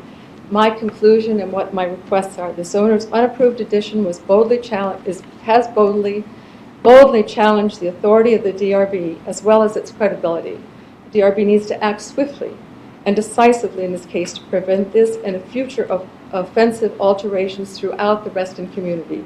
It is my request that the 2457 side yard be returned to its natural green space condition to ensure that any alterations occur only in the rear of the house as prior owners throughout the neighborhood have done. There's 10 other houses like this, consistently for 40 years to preserve this original, unique, contemporary design, and to ensure any future pop-outs be only a single-story extension off existing rooms On the ground level, same as the other houses of this style, with only rear-facing windows, no side windows, to encroach on side neighbors, to ensure neighbors' privacy and preserve the street view of a classic contemporary well-positioned on its lot as it's existed in this neighborhood for decades. Thank you. Thank you. Forest Church.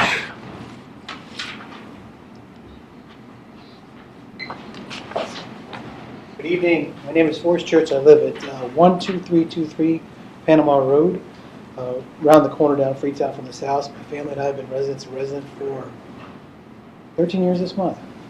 The bottom line is we all sign up to homeowners documents when we buy our houses. We have a specific amount of time to review them.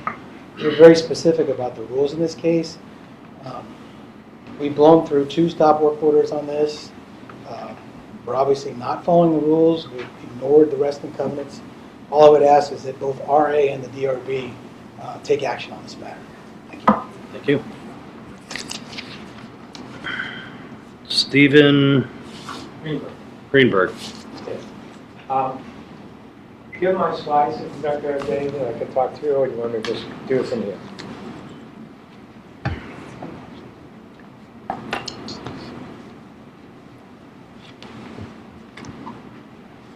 Okay, next slide. Is there a timeline there? Yeah. So I wanted to go over the timeline. I think it's important. The Fairfax County permit was submitted 7/6. The house was built out and framed on 8/22 while I was away watching the eclipse. And then a week and a half later, they finally got around to applying to DRB, 2 weeks after the Fairfax County permit. I think that ex post facto acceptance of DRB would invite more of this kind of mischief, or whatever you want to call it, going around the neighborhood. There's a lot of houses in my neighborhood that probably could do this, and I don't want to see this happening all across my neighborhood. Next slide. So everything that I've got here in terms of pictures came from the application. So the building permit says 1-story addition with basement. Picture on the right, it's pretty clear, is a 2-story building. At the bottom of the application, this permit does not constitute approval from your homeowners association and its related covenants. So they knew right at the very beginning, well, they should have known. Next slide. So what's the big deal about what's going in this humongous extension? A humongous, here's in her closet, a humongous bathroom. Now that's okay if it wasn't, affecting everybody else.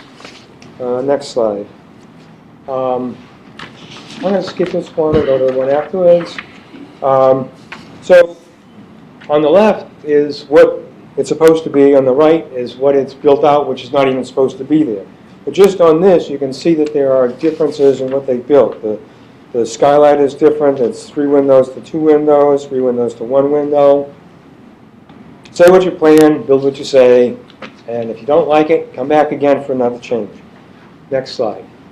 I found 2 different garage door designs. I don't think either one of them is compliant with the neighborhood, but the stone one with the double car garage, I don't know where that comes from, but no stone in the neighborhood that I know of. Next slide. Front doors, there's 2 different pictures of front doors. Again, we got the stone. I mean, maybe they went around someplace and took pictures with stone. I don't know. Next slide. Okay, front entry, classic stone design. I don't think there's anything like this in the neighborhood. Brick maybe, but with the whole brick facade. And the houses are supposed to fit into the environment, not jump out. Exterior color. They said they want to be dark blue or gray. Dark blue, I don't even see where that's invented. I mean, there's nothing in the neighborhood at all that's dark blue. There are some gray, but there must be, 100 different varieties of gray. I'm an engineer and I don't know too many colors of gray, so I know battleship gray and charcoal gray, and with a little bit of sarcasm, pinstripes. I want swatches. I've done the DRB thing. I had to bring in swatches for my garage, I had to bring in swatches for my siding, I had to bring in swatches for my deck. I had to bring in swatches. I want swatches. I think they had to follow the same rules as everything else. Siding. Originally they wanted stucco, I thought, but now they changed their mind and they want this wood siding. I guess from the pictures it weren't installed vertically, but I didn't see anything in the design sense. I think the design looked horizontally. Next slide. I'm sorry, I couldn't really get a good picture. The before was there, which it was showing the deck, but it came out kind of dark. I was going to try to take a picture of the sunroom they have, which is all white and appears to be larger than it was before. I think it's the same. And this is my favorite slide. Could you please wrap it up, sir? Pardon me? Could you please wrap it up, please? Sure. This is my favorite slide. It's got certified mail receipts on the right. Notice anything unusual about them? Next page. They don't have any postmark. We could call them fake. I would call them counterfeit. Last slide. What I think Mr. Arnold sees in his house is dollar signs. He's gonna make his house much more worthwhile. He's taking money from all of us who live around the neighborhood. What I see is on the right, some big monster castle or fortress or something like that. So I'd like PRB to take responsibility and do the right thing, notwithstanding the fact that there's a lot of stuff that's been built up. Thank you. Carl Hutzler.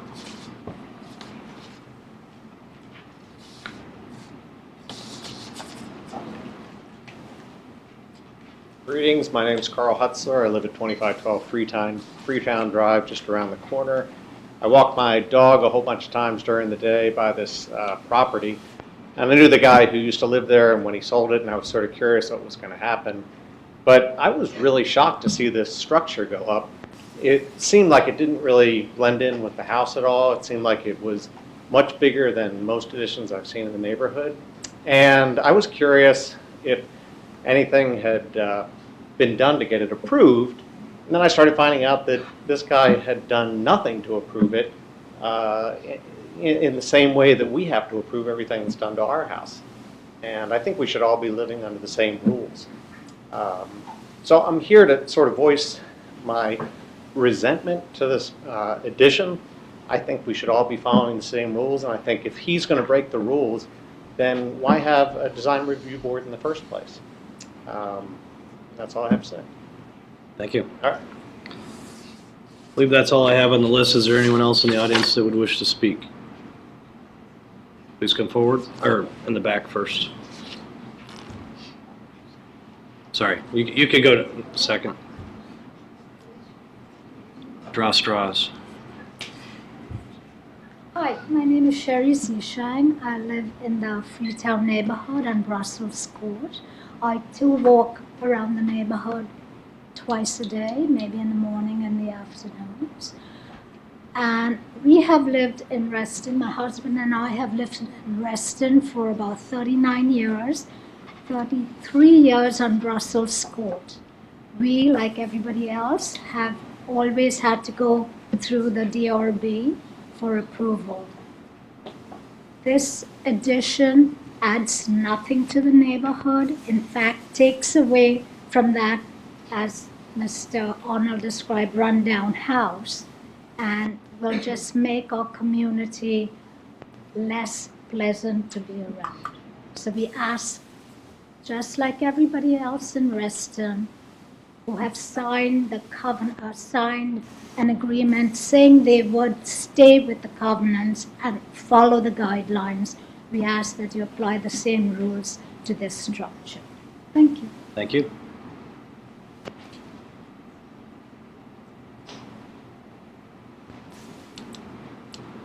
Dave Fritchie, live on Copenhagen Court around the corner. Just want to say I agree with everything that my neighbor said.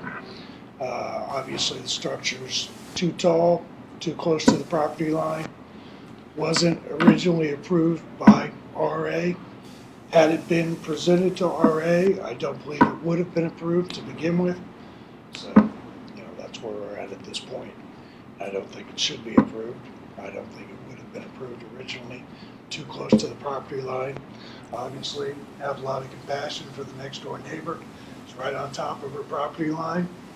Nothing else in the neighborhood does that. We don't want that in our neighborhood. Thank you. Thank you. Anyone else? Please come forward. My name is Rohit Punjabi. I live next door, 12384 Copenhagen Court.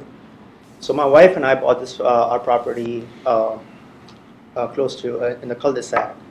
And the reason we did in Reston is because we wanted some green, some greenery, and also the location, obviously. Location was our primary thing, and we at that point didn't care about school district or anything else. What we cared about is having good neighbors and having a good HOA, or having something that's like a design review board or an HOA, something to cover us so people cannot do whatever they want in their houses. And last year, some of the neighbors might remember, we put our house in the market. And the reason we did is exactly because of that, because all the rest of the houses we saw outside Reston had the big closet, big bathroom, everything else that you can do, which we see in the plans right here. So, to everybody's point, if everybody starts doing that, then you're going to have an investment neighborhood. There's going to be no difference between the neighbor houses.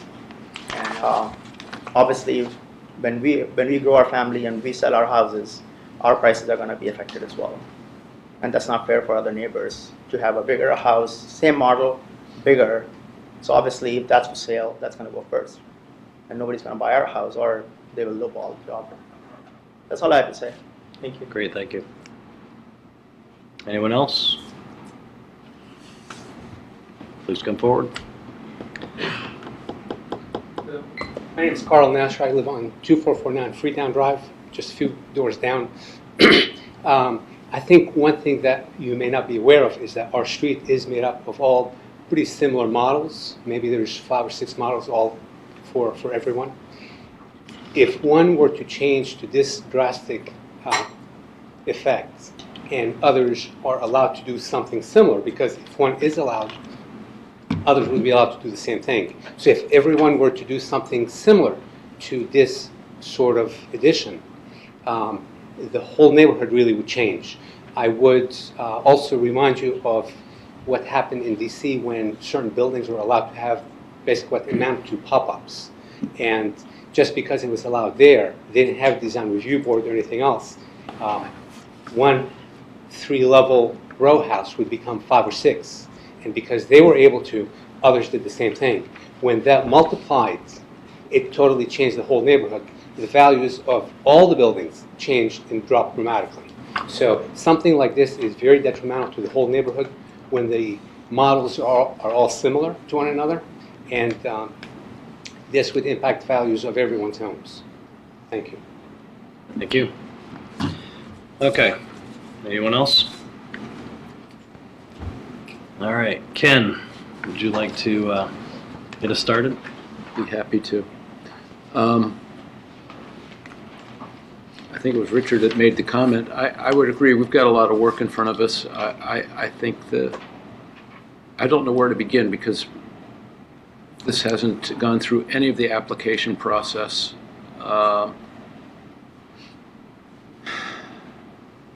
There may be some potential workarounds here, but right now I just don't see it conforming in any way with the guidelines associated with what we need to do for the neighborhood. But so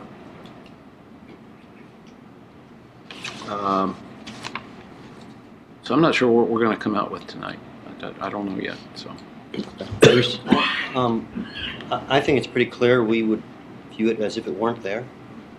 And from my point of view, we would begin by saying it's not appropriate for location and size for the existing house or the space available on the lot. That's where I would have come out.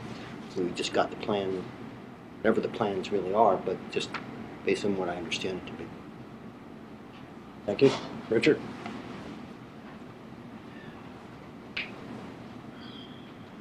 I kind of agree with Ken. There's an awful lot going on here. In Reston, there is a process, and in this case, it clearly hasn't been followed in any way.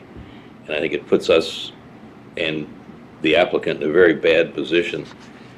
Aside from the fact that, as I think Neil or Graham pointed out, we don't have anything in front of us that shows us what this whole project is all about. There's no drawing that shows how this sort of floating trapezoid over here works with the existing house. I mean, they're all the kind of stuff that we would want to be seeing, we're not seeing. And I think that's to the detriment of the applicant and the neighbors and so on. I've been on this board. Fortunately, they pay us well as volunteers. But it's been almost 20 years on this board, and I don't think I've seen to date anything that has gone this far awry of what the process is. I think our Reston governing documents, I'll quote a couple of things. I think these need to be on the record. The DRB is charged with applying the following standards. I won't go through all of them. But in our decisions, we're supposed to consider the harmony of a proposed improvement, the character of the proposed use, the effect upon surrounding real property, the impact upon privacy, obstruction of view, and any other factor. The effect on neighboring properties, the proposed change should be compatible with the neighborhood's overall architecture, site design, landscaping, topography, and existing character. Accommodation of access, sunlight, ventilation, view, noise, odors, trash, drainage, vehicular and pedestrian traffic, blah, blah, blah. It goes on and on and on. I mean, my first take on this is this, if this was just on paper, and as Neil pointed out, not already having a full-scale model in place to look at, which is what we have now, I don't see how I won't speak for everyone up here, could possibly have approved this where it is on the site, its close proximity to the property lines. Generally, architecturally, there's at least a nod to the shed roofs that are on the existing house. But beyond that, there's nothing here that, in my mind, suggests an acknowledgement of the existing context, neighborhood, or anything else. I think we have a real tragedy here, and I'm not sure where we're going to go with this, but it's like I started off saying, it's hard to comment on something when we don't have any idea what it is, where it's going. Even the drawings we have aren't illustrating what's happening. Something as simple as horizontal siding on a drawing, a window that's ballooned and shown as moved around. I don't think I saw anything that showed it was originally going to be stucco, if that's the case. I don't even know what the garage thing we were talking about with the stone is all about. I don't know if that's part of this application. I mean, I'm relatively confused about what's really being proposed. I see what's being built, but I don't see any way I could have approved that if that was only a drawing. And now it's a reality, and that's going to get even more difficult. So I have probably more to say, but I'll be quiet for a minute now. Let you keep going around the table here. Graham? I guess the only thing I would add that I haven't said or that somebody else hasn't said at this point is, I think it's worth mentioning that the simple fact that work has been done without an application in and of itself is not a basis for rejecting something. There's clear precedent that we look at things that are built in time. Granted, not typically of this scale. And so it's not our preference. It's not our preference, obviously. Not mine either. And certainly at this scale, it's makes it very, very challenging. So, the challenge to us, I think, as Bruce said, is that I try to look at these things as if they are not yet built, because I can't afford to have sympathy for your pocketbook and the amount of money that you've already spent on it when we haven't had a chance to actually review it for its design. I'm just making that as a general point. I'm, again, not saying that I like what's there, but I'm just saying that if it were something that we felt was reasonable and what we saw was in keeping with the neighborhood and wasn't an encroachment on the neighboring property and all of those things, it could be possible to approve something that had already been built.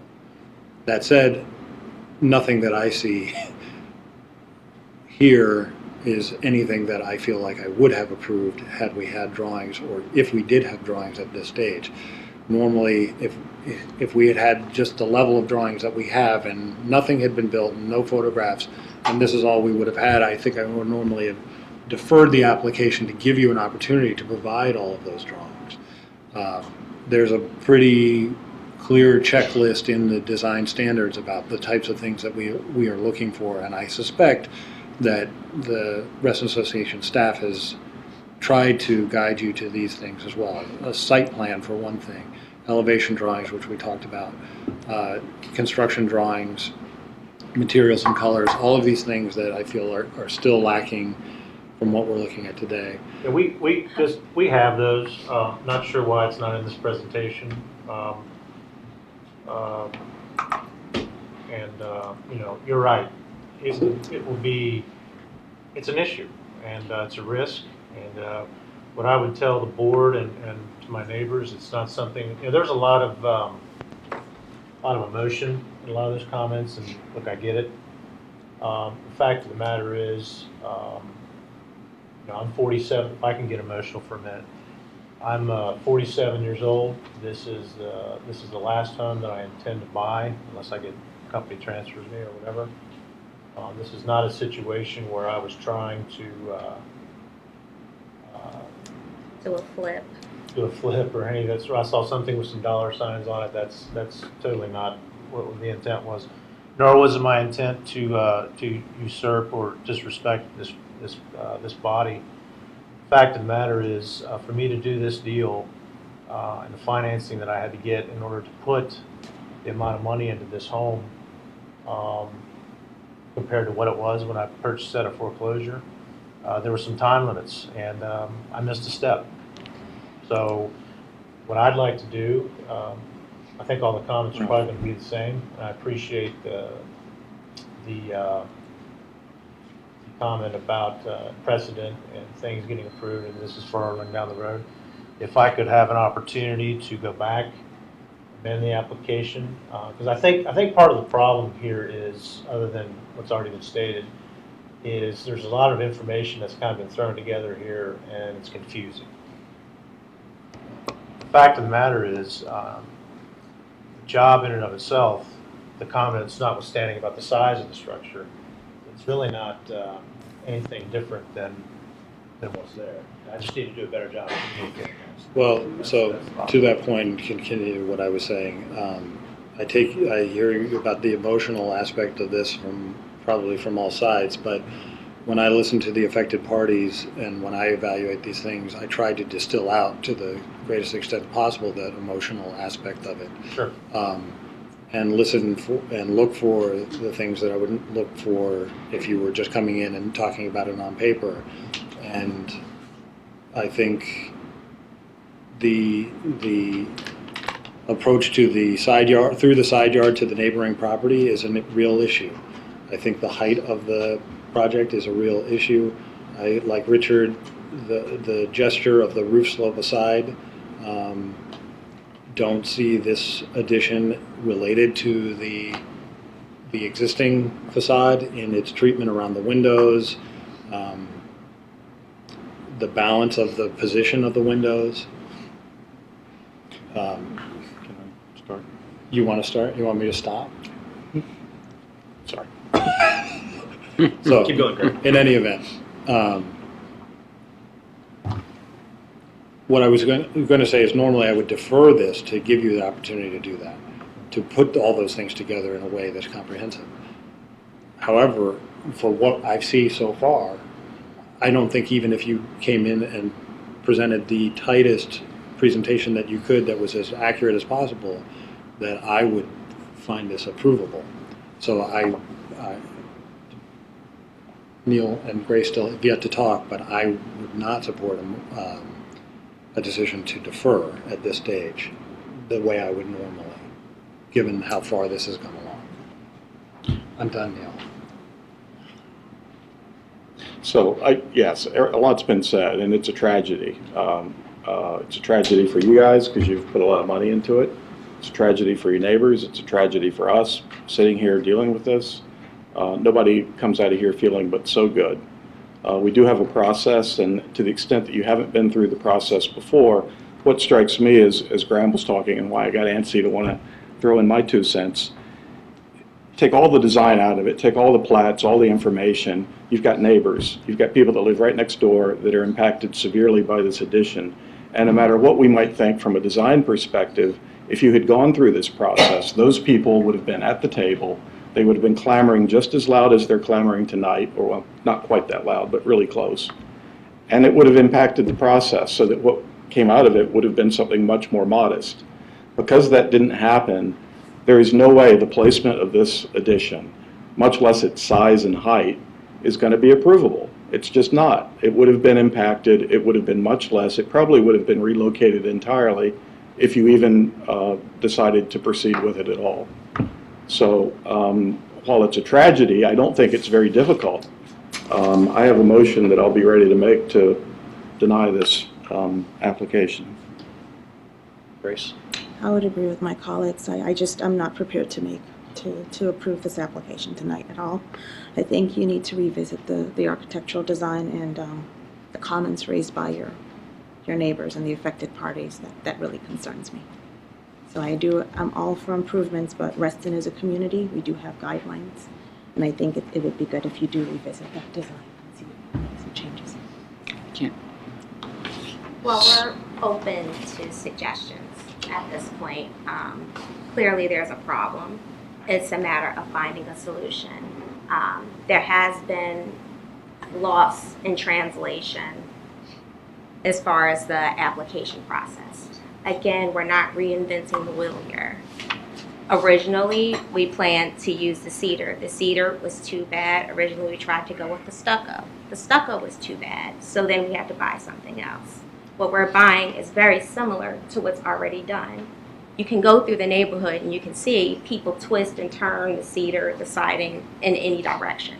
We're just going up and down. The plans have changed several times, but again, we're trying to stay with the original architecture of the home. Yes, lots of people will agree that the addition is gaudy or poor taste or whatever other people's comments are. So I'm here today trying to find a solution to the problem.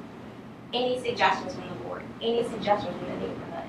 Because we're not here to be a nuisance. This is our forever home. And we're not here to step on anyone's toes. We're not here to offend anyone. So I ask the board, I ask neighbors, or whoever else feels the need to give a comment.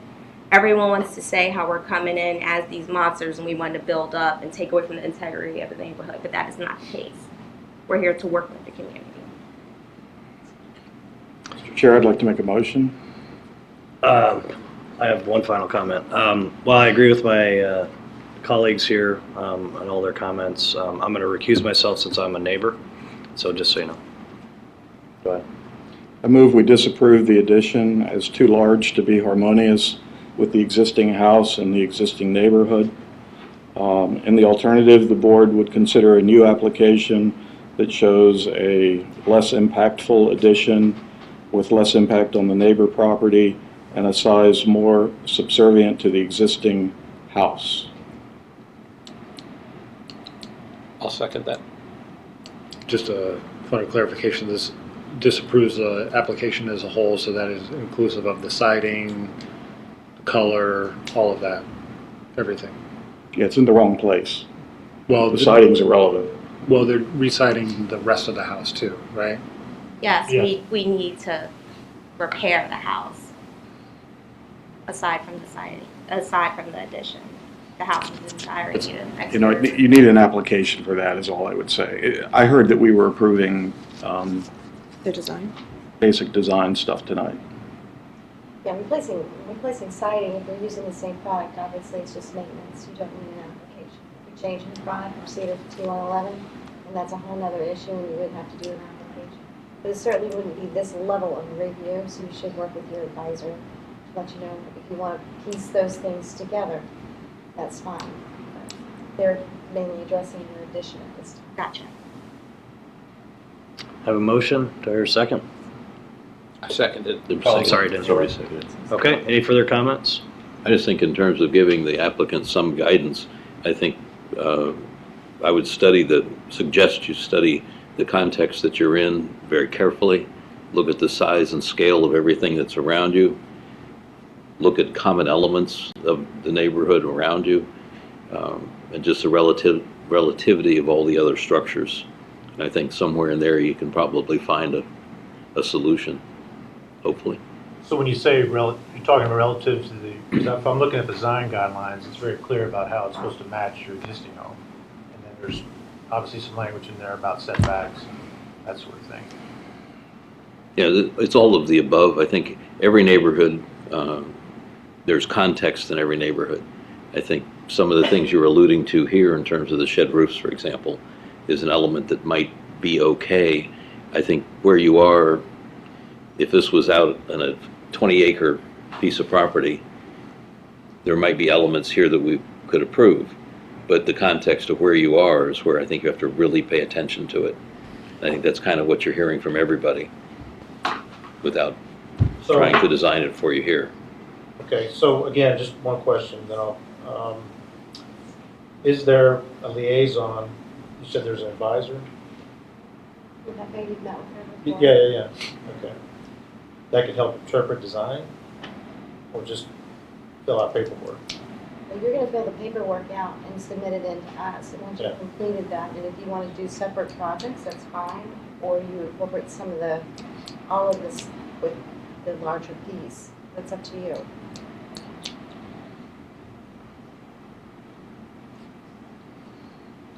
Okay, motion second. Any other comments? All in favor? Aye. Opposed? I recuse myself. Thank you very much. Chairman, I excuse myself for just a quick biological break. Sure, thank you. We're going to take a brief recess.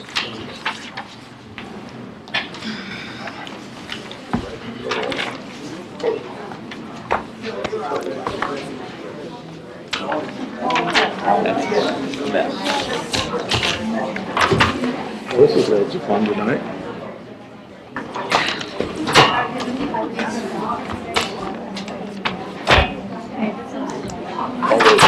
The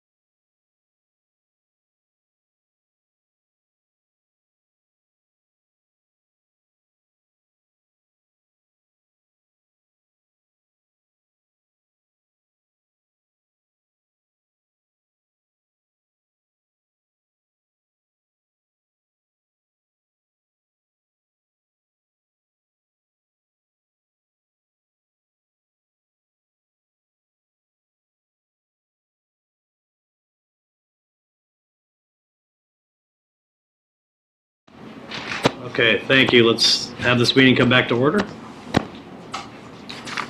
All right. Tall Oaks. Good evening. Please state your name and address. Frank Watkins with Bignell Watkins Vassar Architects. Discussing the retail buildings at Tall Oaks. Is that mic on?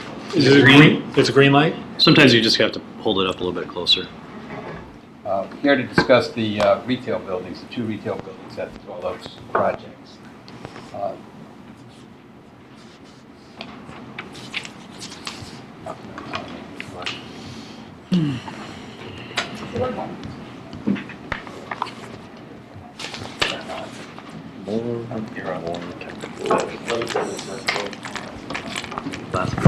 Thanks. Okay. When this project was previously approved, there were a few outstanding issues. There was the color and detailed location of the faux windows that we have. The building lighting, exterior lighting on the building was outstanding. You wanted to see something on the sign criteria, and then since then there have been a couple minor changes to the design that I'll show you. The faux windows are located basically on that vertical tower. They're the colors of them. They were in the original design, but we didn't have as many of them, and they weren't in as many locations. What we mostly didn't have was the color of them. The samples that I have here, the light color is the background building, and the darker color is what we're going to put in the faux windows.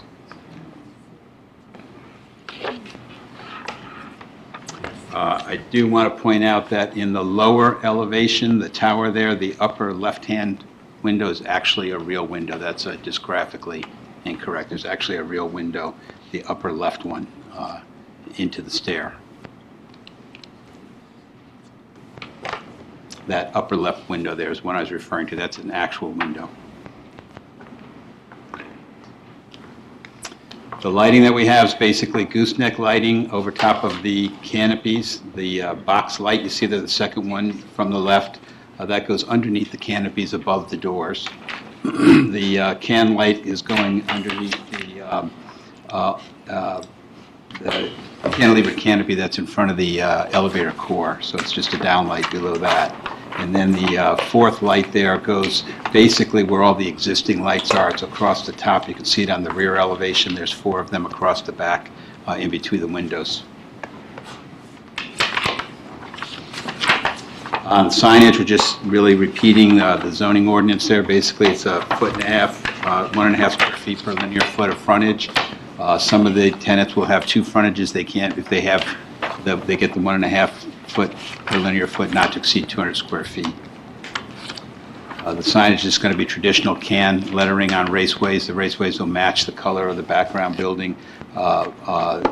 It's LED lighting on the interior, just really traditional can lighting for the retail tenants. The elevation revisions, they're on the pad building, the retail pad building. You can see the 2 elevations down, the second row down, the amount of storefront that we had shown, we're reducing that a little bit. The tenant that's going in there needs more wall space for their fixturing and whatnot, so we reduced. You can see the amount of storefront is reduced a bit there. We still have the exterior plaza area there, the seating area, and umbrellas. There's an additional door added to the rear of the 2-story building. That's the one you can see the red note in the middle there. It's just another egress door for the tenants that are there. It's the same as the other doors that are in the back there. And then, of course, the faux windows. And that's really the extent of it.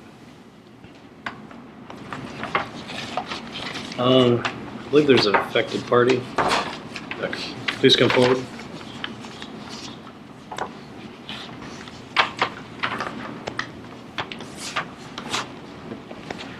Please state your name, address, and who you represent. My name is Mary Ellen McNichols, and I'm one of the owners of the Tall Oaks Assisted Living building that's there. I don't live there, but I live in Reston. We had the opportunity to meet several times with both Chris and Malcolm, and they were very productive meetings. We ironed out a lot of things, And we have no objections to anything that's being presented in this group tonight.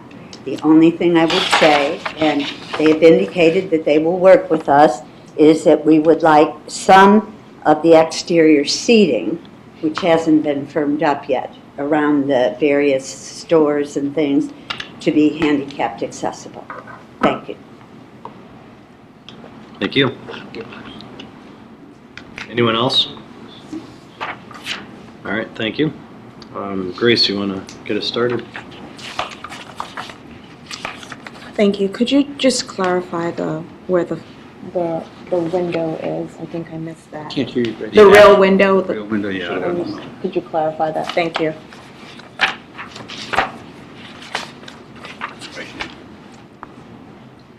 Thanks. And then also, for the signage, you said you'd have the LED lighting. Backlit. The LED lighting there. Do you have the Proposed lights, there's an elevation that shows one of the proposed lights, I believe, the sconce, to the previous sheet there, where you show all the types of lighting that you have. There's an elevation showing. I've lost control of this. She's working on it. Hate it when that happens.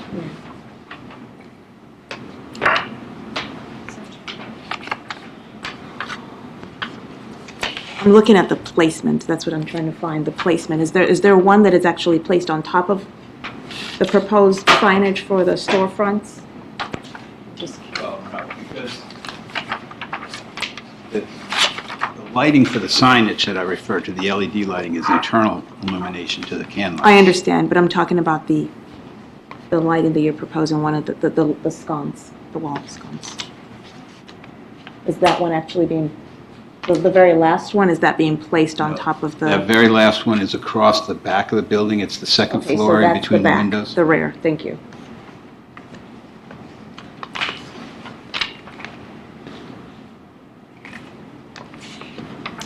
So I'm having deja vu from, how long ago was it? The fake windows are not even close to fake windows. They're ephes. I mean, they're nothing but more wall with some sort of, how are you creating the fenestration? Are you putting a window frame on the ephes? No, that detail I thought was included originally. It's just an ephes panel that has the So it's all ephes. the details you see around the it are quote-unquote raised. frame is just a different color of ephes. Right, it is recessed in the brick. So I just want to make sure everyone around the board realizes that they may be called windows, but they ain't windows, and they're not even close to windows. There's nothing reflective about it. There's nothing that's going to feel like a window. It's surface pattern at best, and it's prominent. It's on that adjacent to the tower, and to me, it could have been done in spandrel glass. It could have been done at a higher cost and resulted in a higher level of perception. And if you know, we can just, others can offer their opinion, I think we certainly could ask for that. Does it need it? I really kind of hate the idea of these fake windows. So if it was my choice, I would say yes, you should do something different, and it should be a better fake window. If I could mention, I'm quite certain in the original approval, the question was the color of the ephes. So it was I probably this dissented condition then too, for it. because I know it's been discussed. So I think the new element to this, correct me if I'm wrong, what you pointed out is that one of those windows is not faux, it is an actual window. And that was in the original approval. That was original. So it's going to exacerbate your concern more because you're going to have one real one. That's not good design. That's not good design. That's an opinion. You think it is? If you had your druthers, you would do that anytime? This is not the first time I've done it. Okay. I think it's a perfectly suitable solution. Very good. You good, Neil? I am. Okay, so that, I stand corrected, that was not new information, that was just, you were pointing it out because the drawing is, that we're looking at is not right. The real window, we already knew that? It seems vaguely familiar to me. with you, but I don't know that there's anything. Do we have the original? Yeah, it's in the application, in your Dropbox. If you go to the actual application and not the PowerPoint, the original decision approved fake window, it says exactly that, fake window detail on elevator tower, trim details to match existing windows. Now I'll go further down and see if there's any stipulations on that. While we're looking for that, could you just re-explain what you said about the color? Because I wasn't looking at you when you held that up initially, and then by the time. The lighter color is the field color, and the darker color is what we would put in the window. So there are three colors out there, though. The other colors are the brick. There's the lower floor, is that brick? B? It is brick. Okay. Better read that to us. Yeah, there was the only stipulation was that they return to at least a panel review to submit the details, design materials, and colors of those faux window locations. Do you have a picture of that from that application? The original review information Yeah. should be in there. Mine's still loading, so I can't look at it. So there's a little bit of interpretation about what we meant by matching the window details of the existing building with the fake windows.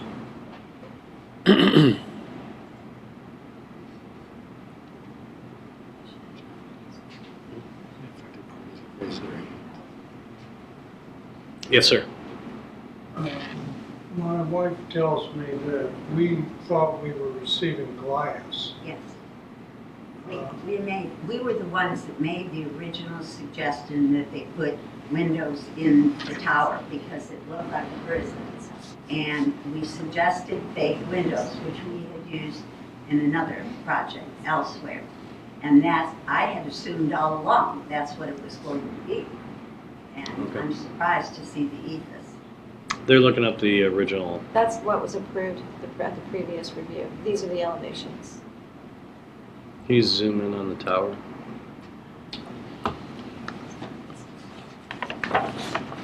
There's one real window. That's it. But the decision did bring the question up and talked about it matching the existing window details, which the applicant, you could say, has interpreted the way he has interpreted.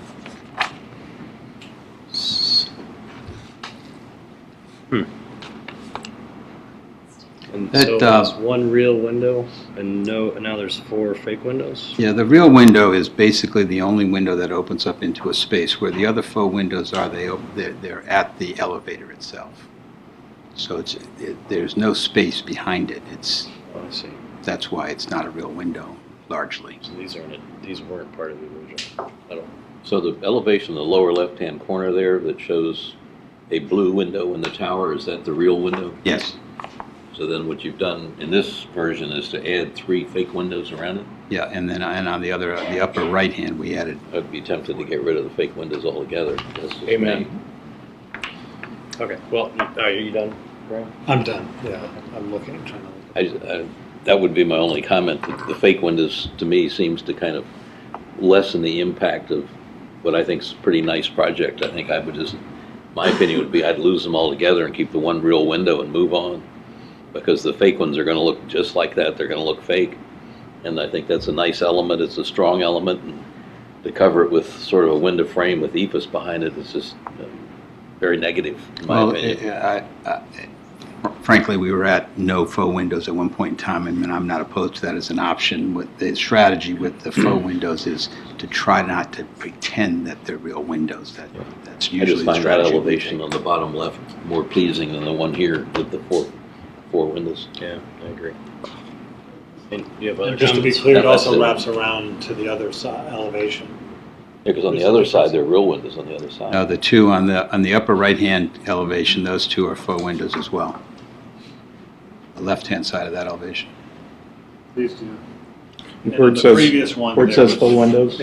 It's flat. Well, I'm just pointing out the previous one, it was flat. I'm not a big fan of faux windows, so I think. Bruce, Nothing to add. nothing to add? Ken? Nothing to add. Good comments. Okay, I agree with you also. Do you want to comment? Just keep me. I mean, the spandrel glass, we can easily accommodate that. Well, the condition, I think what you're saying is that this condition you find more acceptable than the faux glass, the original approved condition, which I think is acceptable. Just stay with this scheme. Sorry? Just stay with this scheme. Yeah, we want to be sensitive to the glazing requirements as well. Can you put a mic on? We want to be sensitive to the glazing requirements as well. I think using the faux windows was to capture some type of window there, where you can't obviously get a window with an elevator shaft. So the way we capture that is kind of, I'm looking for you and your feedback. Yeah, well, the light into that stairwell would come from the entry feature, the top left elevation. You see all that glass. It's a two-story space essentially. So there's a bunch of light coming in there. The other light that we're capturing is up at the second floor on the back elevation, where all the other faux windows are. Is not an open space. It's the elevator core or the stair landing. So. Well, it sounds to me like what you're hearing from this side is if you do all those windows but use something like spandrel glass so they're not just ephes, or go back to the single real window. That's kind of what I'm hearing. Yes. Yes. I concur. Yeah, you guys were expecting. You're expecting it to look like glass. And I would recommend doing this. Okay, so I but think that's what we're I want to saying. be clear that it's not glass into a space. Correct. It's not. There's no light. We understand that, but we were not expecting ephes as the substitute for the glass in the window pane. We were expecting real glass of some sort. So you could like black out a glass or use a spandrel glass. That's a good faux window,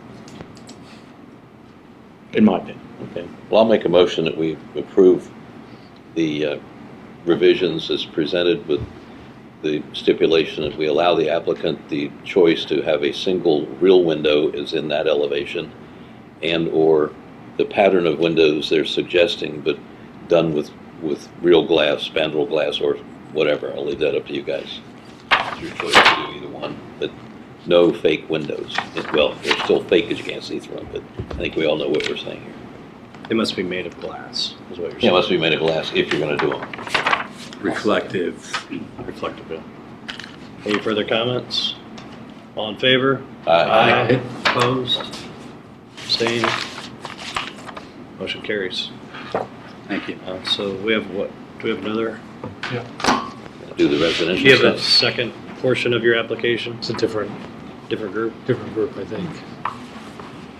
Residential. Tall Oaks Part 2? It's not a design review board, you think, if you have an appendix, all this stuff. Anybody in the audience for Tall Oaks Residential? Oh, there we go. They do good work. They do good work. Take another break. Again, Okay. Go do that. I would. Bus? I'm sure I'll write a spend. Thank you. Yeah.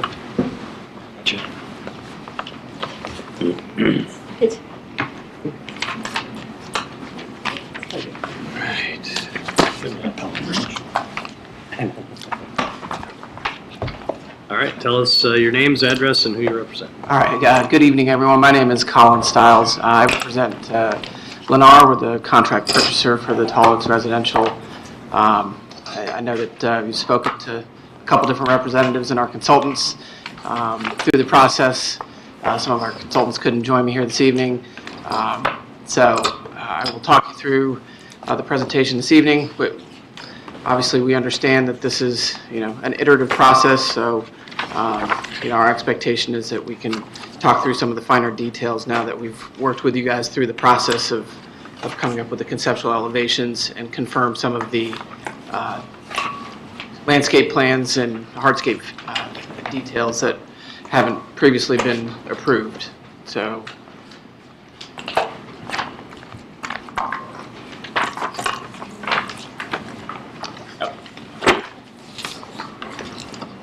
I think everyone's familiar with the.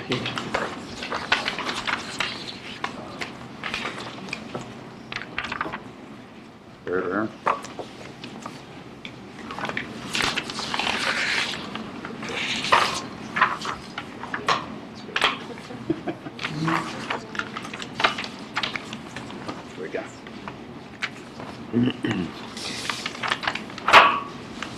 My name is Marshall Crown. I also am with Lennar, and I've been to the last 2 meetings, so good to see everybody again.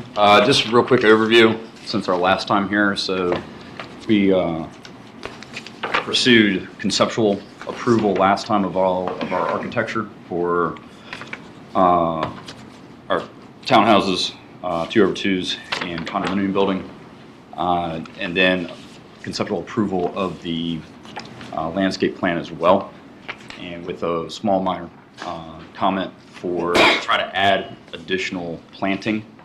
We also needed to come back for our sign plan and our lighting plan. So we're going to go over those today. The stuff that we will not cover tonight will be the MEP, mechanical, and rustication of the condominium parking structure. Defer that for another night. This is the approved PRC plan, the final landscaping plan. Major emphasis on this that we wanted to address is that we've been working with the assisted living facility, and one of the comments was that we increase plant material and trees to create more of a buffer alongside of our 2/2 building that's adjacent to their building. And it's a little hard to see. Yep. I know this is a little hard to see, but we've included and incorporated some deciduous cherry trees along this side just to provide a little bit more flowering buffer. And it was kind of at the request of the assisted living facility that we had something a little bit more vibrant than just green, that they had a little bit more color for their residents. We tried to put in a little bit more plant material where feasible. We were pretty restricted on the site, especially with as much stuff that we have running on the ground. But we've added where we could. So one of the items here is the exercise stations that are a requirement of the PRC approvals, and we've spent the last couple of weeks meeting with assisted living owners to discuss appropriate exercise stations. They sent us some specifications on specific equipment that they wanted. We're happy to include that. So, what we ended up with here are still the 3 stations that are senior oriented. In particular, station number 1 on the lower left corner here. We worked with the assisted living owners to select equipment that was not only senior oriented, but was appropriate for disabled folks or wheelchair bound residents. So we have a wheelchair press that can also be used by able-bodied residents on the other side. And I think this is mislabeled. It's supposed to be little Tai Chi spinners. So we provided that additional detail here. I think on the next page, it's just a larger location orientation of these fitness stations. One of the stations will be located, the one that I just mentioned, the station number 1, closer to as a part of the Central Plaza, and it was important based on the feedback of the owners there, to have that station be as close to their facility as possible. So we've located that equipment there. The rest of the stations are on the other boundary of the property, closer to the intersection with North Shore and Wheelie. Based on, again, meetings with the assisted living ownership there, we also took another look at the playground that we had previously presented. We have added the playground programming and design remains the same, with the exception of the addition of this putting green here. This was something in our discussions that we felt like as a group would be beneficial not only for our residents, but for their residents and grandkids and folks visiting them, that something that everyone could congregate around and interact with. As we progress the design, we can provide some additional specifications on that feature. In terms of the hardscape plan, no real changes here, with the exception, and this needs to be carried through on an updated exhibit. It's a little hard to read this site furniture schedule, but we have changed to make sure that all of the benches, both the bench number 1, which is the strata beam bench, and bench number 2, include arms, armrests, and backs that are appropriate, again, for not only our residents, but the residents of Tall Oaks Assisted Living. We will be removing the hammocks based on feedback in our meetings as well, and putting just some more traditional kind of lounge furniture there next to the fitness station. I think those are the only items of note. Here on the following page, you can see the it's a little hard to see the arms on the strata beam bench, but there are arms there, and the wellspring bench also includes the arms and backs. We have also, since we met last, replaced the lighting that we'll discuss on the photometric study and lighting exhibit to include a fixture that was a little bit more in keeping with the elevations. I think previously we had showed you some fixtures that were a little too modern. So that's a change from last time. We have also submitted to you this evening a comprehensive sign plan. The first exhibit here will show you the locations of the signs, including a redo of the entry sign. I guess it's important to note on the exhibit where you see the signs here, we had some back and forth discussions, and subsequent to our submittal here, the entry sign location number 1 will not include a list of all the commercial tenants. It will just say Tall Oaks Village Center, and underneath that, at the request of the Tall Oaks Assisted Living owners, will just be Tall Oaks Assisted Living. As you move into sign number, the location number 2 there is the taller sign there that's supposed to indicate sort of the residential entrance. Does not include any information on commercial or retail tenants. Entry sign number 3 there is the sign where we proposed there would be some information for commercial tenants, but we'll be looking for your feedback on that as well. Can I ask a quick question? Sure. You're not putting the commercial tenants on your main sign? On the sign out on Wheelie and North Shore, no. Why not? At the request of the retail owner and the assisted living owner, we're trying to keep that simple. The existing sign that's out there today does not include retail spots for retail occupants. Yeah, most of the signs don't, that's true. Okay. We're receptive to feedback here. As far as our residential community is concerned, I don't think anyone's going to have difficulty finding it who lives there. How many tenants do you have, like 2? I'm sorry? How many tenants are you going to have, 2 or 3? I believe there's 2 existing. Chris can speak to it. 5 total? Just curious, thank you. Yeah. 6 and 1, sorry, 5 and 1, and 2 and 7. So, just thematically, what we've tried to do was, incorporate obviously some natural elements, a little play off the name of Tall Oaks, but also set it in a little bit more of a contemporary sign. So we've included some images to show how the inlaid wood sign gets made with the concrete there.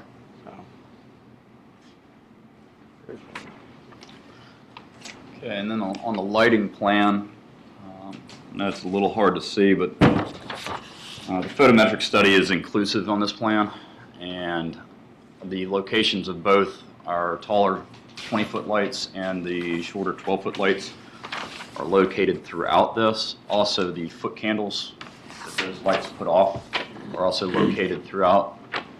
The angle of all the shorter lights for pedestrian usage are angled in and away from housing structures, and all the foot candle documentation that we have and data that we have shows that we have no fugitive light leaving the site. We have everything that's contained within our own footprint, Tall Oaks. Drive aisles, all lighting in drive aisles is 20 foot tall. So there's been a big effort just to make sure that pedestrians can see cars, cars can see pedestrians, pedestrians can see other pedestrians. And to be able to make a lot of the walkable features of our site inviting and also safe at nighttime. So the fixture, the style will remain the same in both cases, just the height of those changes, correct? Can you walk us through some of those foot candle measurements? Because my bifocals are at home. Yeah, left my telescope at home too, so I apologize. The sidewalks average out at 1 3/4, so 1.76 foot candles. And all the street lighting averages out at 1.87. So obviously right underneath it'll be a little brighter, but as it stretches out it gets a little bit more reduced. But that's our average per light fixture across the site. So and that was what we've shown that meets industry standard for safety. And to also make it where it's not looking like you're on a ball field in the middle of a residential neighborhood at night. So I hear you, and I want that in the minutes, that you say it's an average of 1.75, because that to me sounds similar to what we've got at other village centers. But if it feels much brighter than the other village centers, I would question that it's really 1.75. So make sure, I mean, I don't know what it means when you say average, because I hope that the perception is that it's not overly bright. Because that's just not kind of how it typically is. Yeah, we're obviously sensitive to that as well. Great. Given the residential use and proximity to of all the residences there, so it's something we can confirm with you. A question on that: the lights you guys appear to be specifying to go over the garage doors on all the houses is a seagull light that just kind of blasts light out, and all the other lights are shooting light down, which is very pleasant. Mm-hmm. I don't know if that's going to change your photometrics there, because all the garages that face in are going to have this bright light right above the garage door. Okay. And I don't know how that's going to balance out, but that's going to change how that's going to look. Yeah, do these photometrics only account for the pole lights and not for any of the other yes, building it's lighting? only pole lights, yes sir. Yeah, so the garage lights are going to really change that. Just Okay. I think we'd be happy to take a look at that. And Did you say the pole lights are 20 feet? The height For the of drive pole- aisles, they're 20 feet. For all the pedestrian aisles, they're 12. Thank you. Yep, and they all have house side shielding.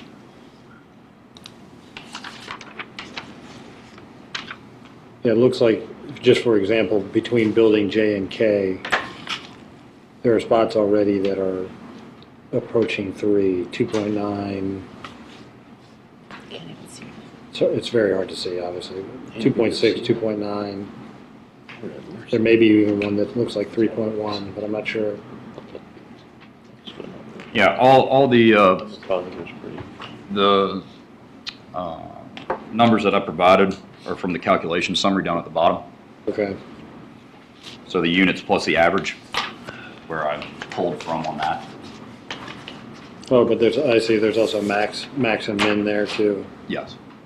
So we've got something somewhere as high as 5.5 somewhere on this site, right?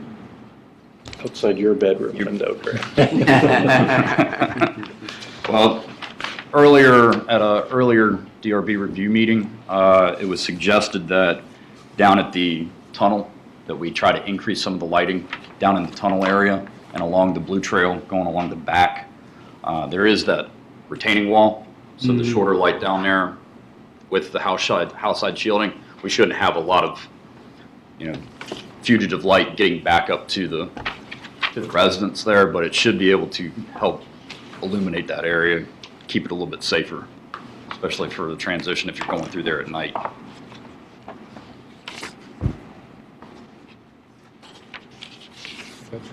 So, we'll talk a little bit about the material specifications. I'd like to probably table the garage door, garage lighting. Obviously, now we have some feedback on the garage lighting, you know, and the next slide, the entry doors and sliding doors and windows. So I think tonight we'd like to mostly focus on the exterior cladding materials, the colors for the siding and the brick. Obviously, we're scrambling here with our company, with the purchasing and construction folks, and doing some placeholder slides on the garage doors that aren't quite what we're planning on doing here. So I'd like to table that until the next meeting, please. So what are you wanting to table? The We'll do slides 18, 19, and slide 20. Everything you've heard so far. What's that? I'm just kidding. Part of that too is since we've kind of stretched on the conceptual design, we're trying to find vendors that are going to match what we've proposed in that and try to keep our design consistent. All the vendors that we've had have been able to provide the fixtures that we're looking for from windows, doors. So we have stuff that we typically can get, but it's not going to be what we have. So it was just to try to give you a representative's idea of aluminum doors, stuff like that, but it's not going to be the actual end-all be-all product. So anyways, we'll take another shot at that at the next meeting. Okay. In terms of the exterior cladding, you know, generally the themes are the same color schemes on a lot of these buildings, but we'll walk through each building type.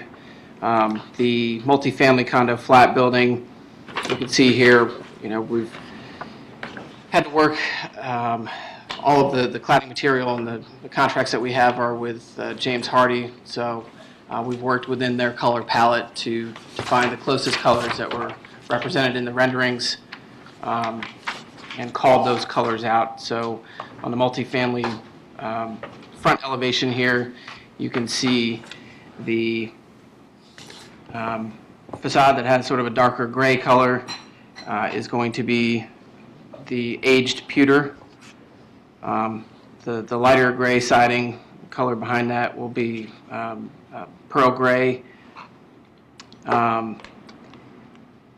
Some of the trim elements and in between the windows there, the cementitious siding panels will be a rich espresso to match the window casings, which are dark bronze. In addition, it's the musket brown here. All of the metal coping on the top of the building will match that dark bronze color of the windows. As well as the metal awnings. And the metal awnings, Yeah. correct. Do you have actual samples of these? I thought that the Hardy board got delivered. I mean, you know, this is really, I don't need to tell you, this really wants to be just right. And, Right. Yep. Yeah. For a project of this size, we would typically see a color board with Okay. everything put on it. You know, I think we should do that.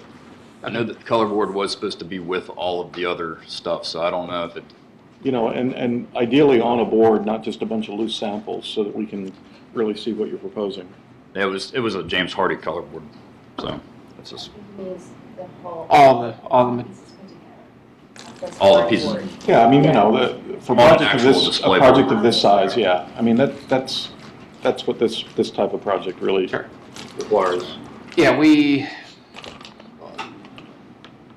struggled to get material samples from the manufacturers as quickly as we needed to. I mean, you should be doing that for yourself, obviously. Yeah, you know, But we want to see it. given the submission requirements from the last meeting, there was about a two-week period to assemble this. So we want to keep the process going and keep the conversation going and keep it at the front of everyone's mind, but happy to collect the rest of those samples and come back The around. only thing that concerned me, just to say it since I brought it up, was the dark bronze coping at the top of the building. The musket brown is really intense and really dark. The bronze windows may not be that intense, may not be that dark. You know, I think there's a fine line between sophistication and just a brown building. Sure. So I'd like to feel a little more comfortable. Yeah, we have another project in Fairfax County where we're currently Using these using exact same colors? same colors. Okay, so take a picture. So we have some pictures, and we'll bring those in along with the color board.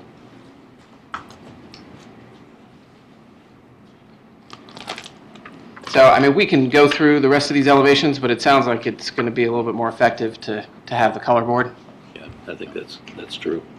One comment I have, I don't know if other folks would agree, but looking at the rear-loaded towns, I know one of my comments before was that I think that elevation in particular seemed a little too busy, too many different materials and things going on there.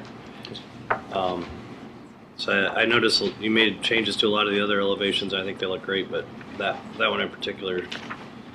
Which one are you talking about? Rear-loaded towns front elevation, slide 30. Slide 30. I was just So, yeah, saying there. do you have some specific guidance on? This is my opinion, so I'd be interested to hear what other folks say, but it just seems like there's too many different types of materials. It looks a little hodgepodge to me. I mean, again, I think it gets to the colors, though. The elevation looks a lot more colorful than I think the siding samples, at least in this photo, look. That deep ocean being the one outlier a little bit, but you're not using that much of that. The rest of the colors are all very, you know, not that great a difference shade-wise between them. So I don't know that I share the concern. I just feel like it's way too busy. I think we just need to see the samples. I think that'll help a lot. We've already approved the elevation. Yeah, the elevations have been approved. Did we? So I feel like we had comments last time about I that. mean, we're happy to accommodate some discussion on the colors. Is it specifically the setback on the fourth floor that, or is it the inlaid color panels? Would you prefer to see, you know, just full masonry there? On the top floor?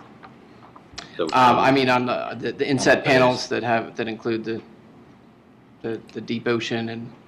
I feel like there's maybe if you simplified the colors and reduced the amount of colors. Okay. I'm just counting. I may be wrong, but there's like 9 or 10 different. If you built it somewhere else and it looks really good. That I can't show you. Is cobblestone a color or a material? That's the color from cobblestone is a color. James Hardy It's- color wheel. it's on this Mid-Atlantic region's. colors. No, I Yeah. can't tell from the rendering. It's one of their most popular colors. They paid a lot of marketing dollars to come up with that name. Right in front of me. So I'm just looking. So what's the, well, it looks orangey to me. Oh, here it is. Pane, Again, pane siding? see samples. So there's these, on that same elevation that John was talking about, there's cobblestone frames around panels. One's rich espresso, the one in the middle is kind of an orangey thing. Is that called out anywhere? I'm sorry, which, Slide 30. 30, okay. What is the Yeah. orange, what is the Ones you showed me, this I don't rusty know. color in the middle? There's three. You know, it's like Yeah, thank you. at least one color missing here that's there. So, Is this the same color as this? yes. The same as this? And that's called pink siding? Wow, we are, the original design intent was to include Nichiha. a product called Nichiha, which has some of their siding product has sort of a natural wood look. We're trying to find that same siding within our national contracts, and James Hardy is struggling to produce that for us. So for the purpose of this, you know, if we can't find that natural wood look, then something is going to have to be painted. Mr. Chair, would it make sense that since we don't have the samples in front of us, that any further discussion is sort of spinning in on something that we may not see when they come back with the samples. You can read between the lines. I don't want to be wasting everybody's time here. Okay. Seems like Just a thought, I didn't mean to interject and skip over so many, but. Yeah, I guess I'll just go back to my comment. Richard and I were talking about, if you look at the front-loaded town's front elevation on 27 versus the rear-loaded town's front elevation, it just looks nicer and cleaner and not quite so busy. And so even if we approve them, I would take a look at that, please. And I think you're going to want to do something a little bit neater and cleaner. Okay. It just seems like there's one color too many on the rear-loaded town's facade. Yeah.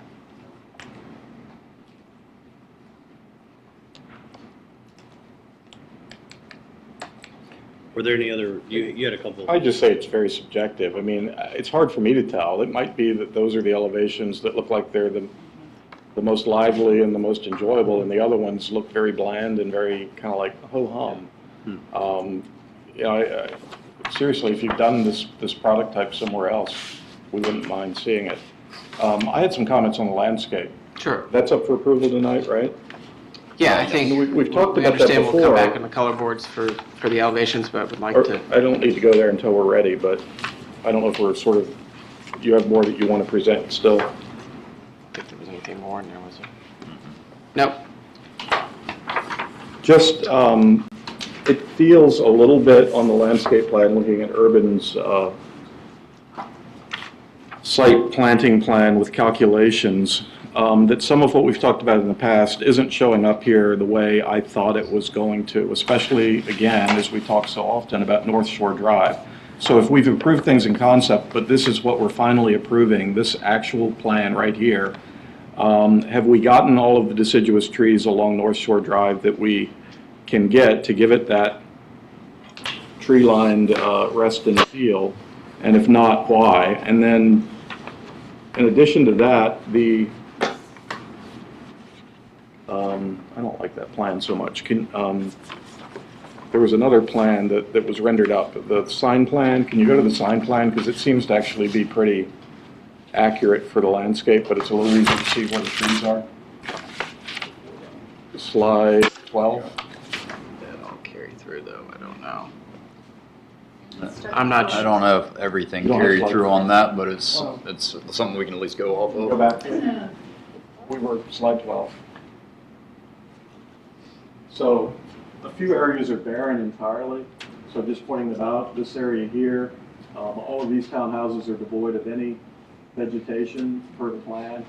Wondering a little bit why there's nothing behind this one row of townhouses when everything else has additional stuff, maybe the retaining walls there or something. And then kind of to comments earlier, this is really barren through here. It's nothing but driveway and garages. There are no islands there, so I don't know. The drive aisles are very restricted through there. So there, you know, a few places through here, there's, you know, not to just like look for wherever there's lawn and say plant a tree, but I mean, this is like the only, at least in this rendering, and when I looked at the plan, it did seem to be pretty accurate. You know, the number of large deciduous trees along there is not what we were talking about, in my opinion.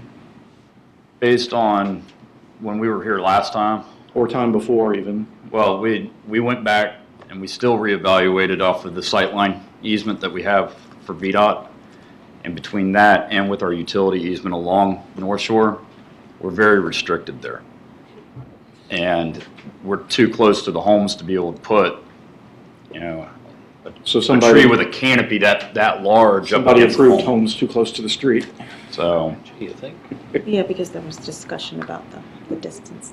So we provided a exhibit last time showing the sightline easement plus with the utility overlay on that. Sightlines are on this one. So.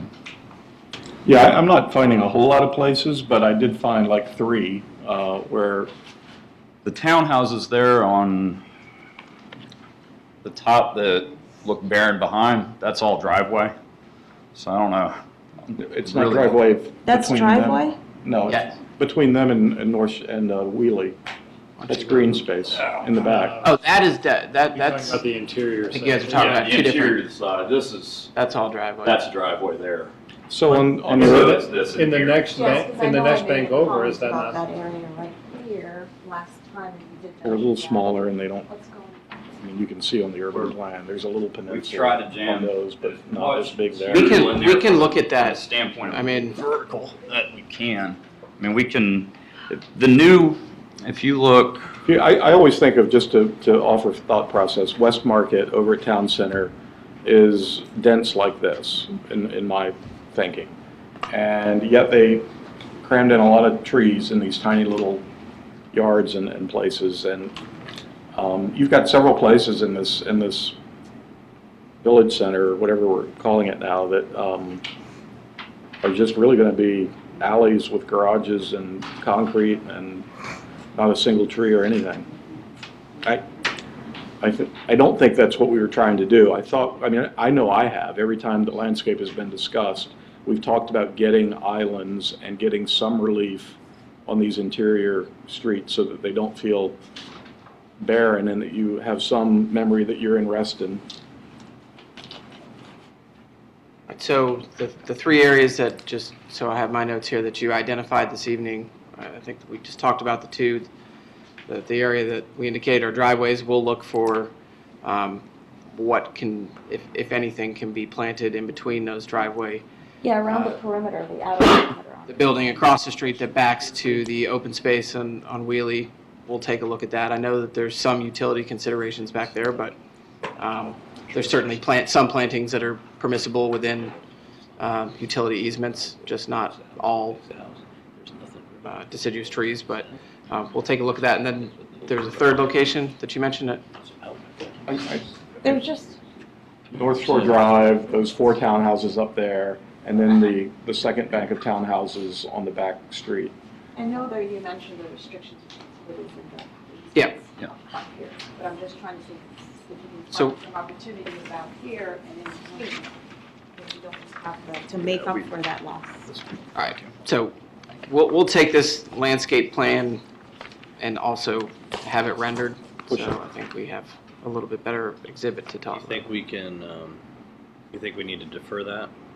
Or do you think we can add I don't think I'm comments? approving it. So if that means deferring it, I guess that. Or approve it with stipulations? I think we need to see what it is. Right, okay. Too many. All right, so what I hear us saying, we could go around the room, but what I hear us saying is deferring landscape plan. We could probably approve exercise and playground stuff. Site furniture. Site furniture. Signage was good to me. Signage was good, hardscape. Just 2 quick comments on the hardscape. The colors you showed for the bike rack and that lime green color you had on the exercise equipment seemed a little much. So I would use more muted colors there, in my opinion. Okay. Sign plan, it sounds like we're in decent shape there. Lighting plan, I'm okay. good? I mean, their 1.75 average is great. And we just want to. They're gonna look at the lights on the garages, Right. see how that affects it. Exercise, playground, hardscape. I'm just trying to get a feel for what we're actually maybe acting on here. No garages, no doors or windows. You're gonna come back with a actual color palette with materials. So essentially, any further comments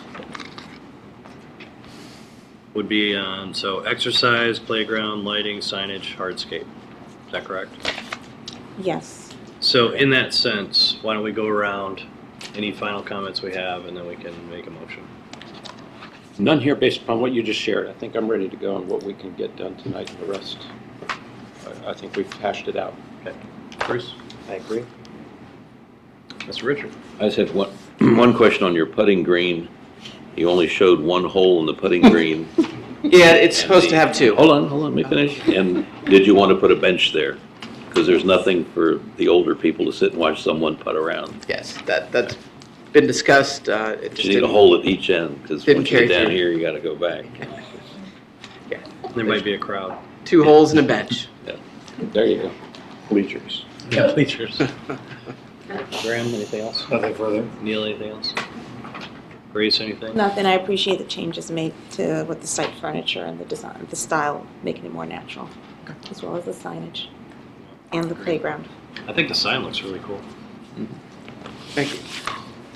All right, I'll make a motion to approve the exercise equipment, playground equipment, the site lighting, not the garage lighting, the site signage with the indicated revisions, and the hardscape plan. I'll second that. And with tabling the landscape plan, doors, garage doors, lights, sliding doors, windows. And awaiting a material board. And waiting a material board for the building materials. Okay. Correct. Second. Any other comments?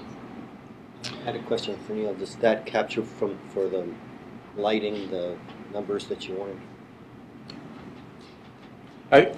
We said so earlier, we want to put some little language in there about, you know, average and not having any hot spots, but I think that's good. Undue hot spots.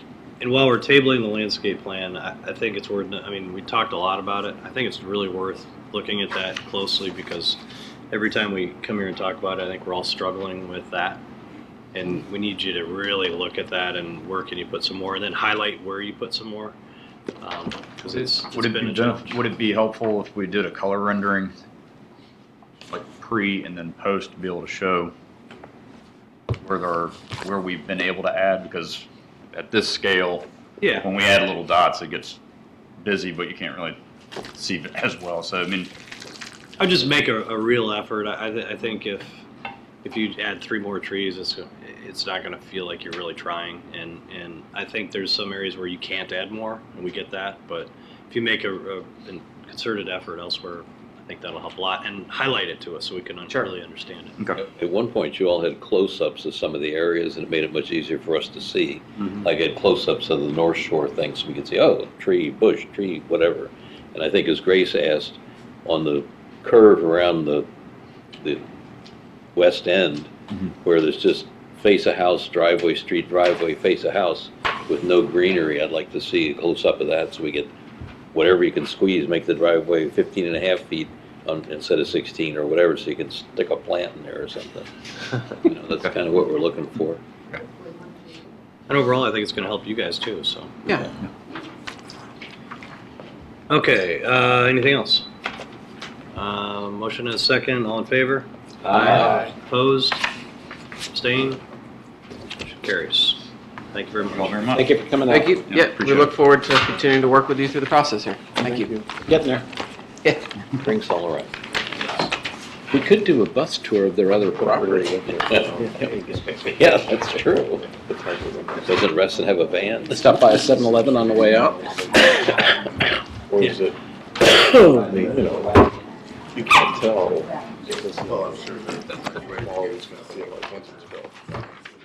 Okay. Item number 7, DRB General. That's you, right? Kate Fulkerson. The DRB general? Yeah. Oh, I thought that was it. Some more? If we could take any comments out into the hallway, please. Interesting that people don't put color words together. Not to, not to demonstrate. I think we got it. I think they have a box with it. You guys are so strong. Margot? This is my 10th reading Margot, of can you start the timer?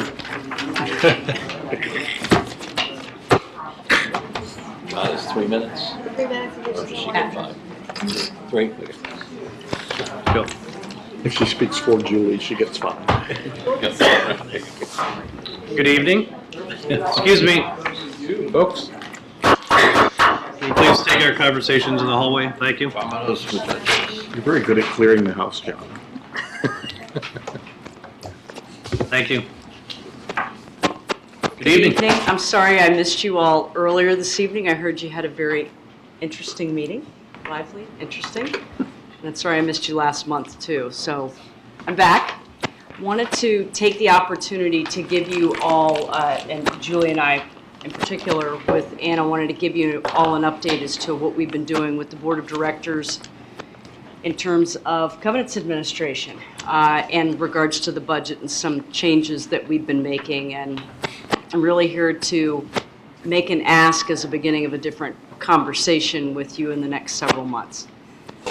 One of the things that Anna is going to go over with you in just a minute is the statistics for the need for an ask that we made of the board.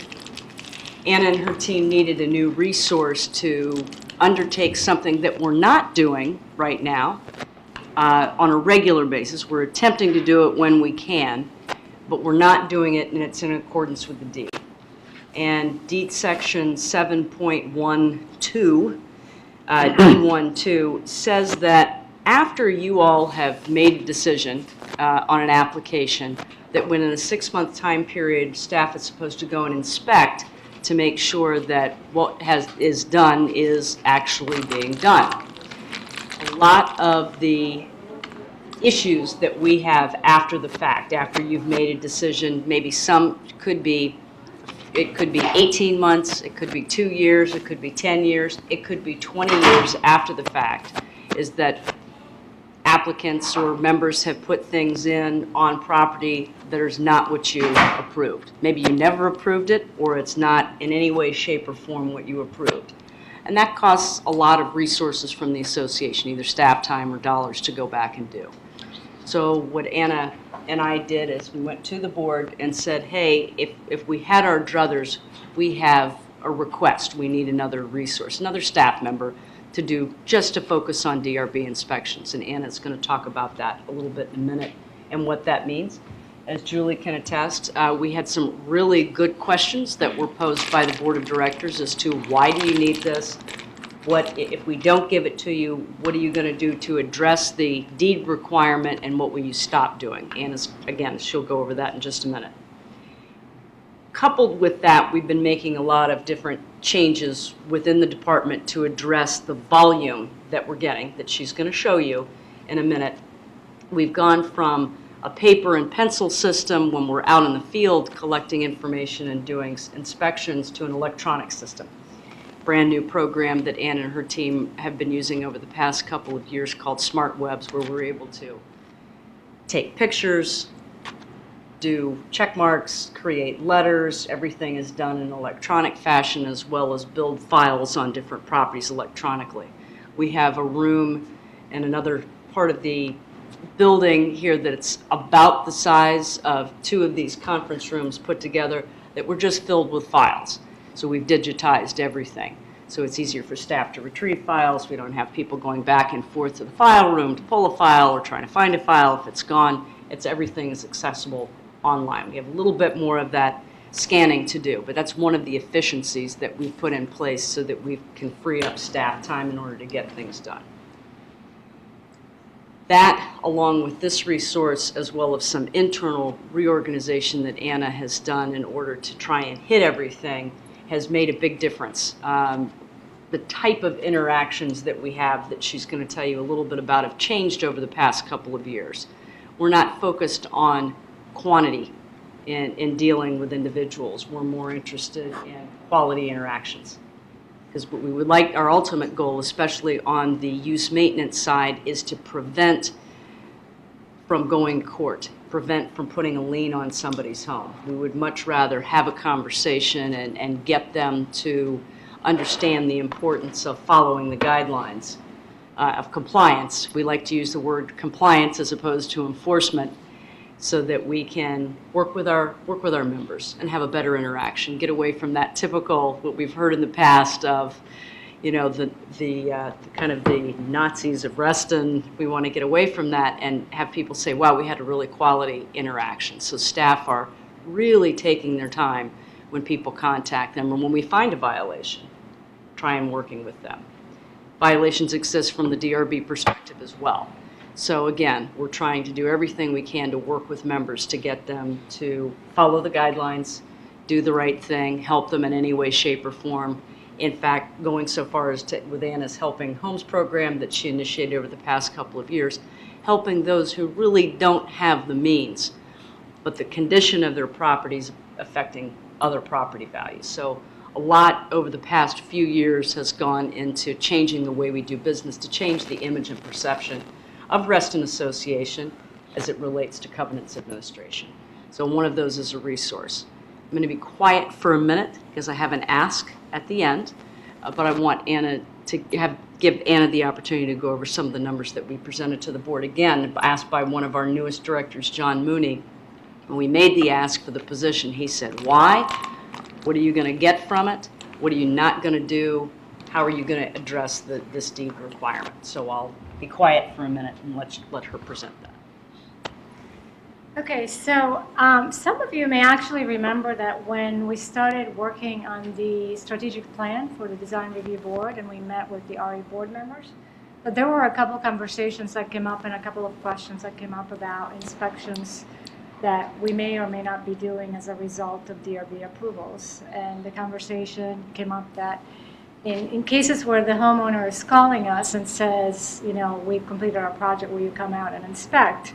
We can, you know, be proactive and do that. But we haven't been able to be proactive and just actually track all the approvals and go out and inspect to make sure that those projects have been installed in accordance with the specifications of the approval.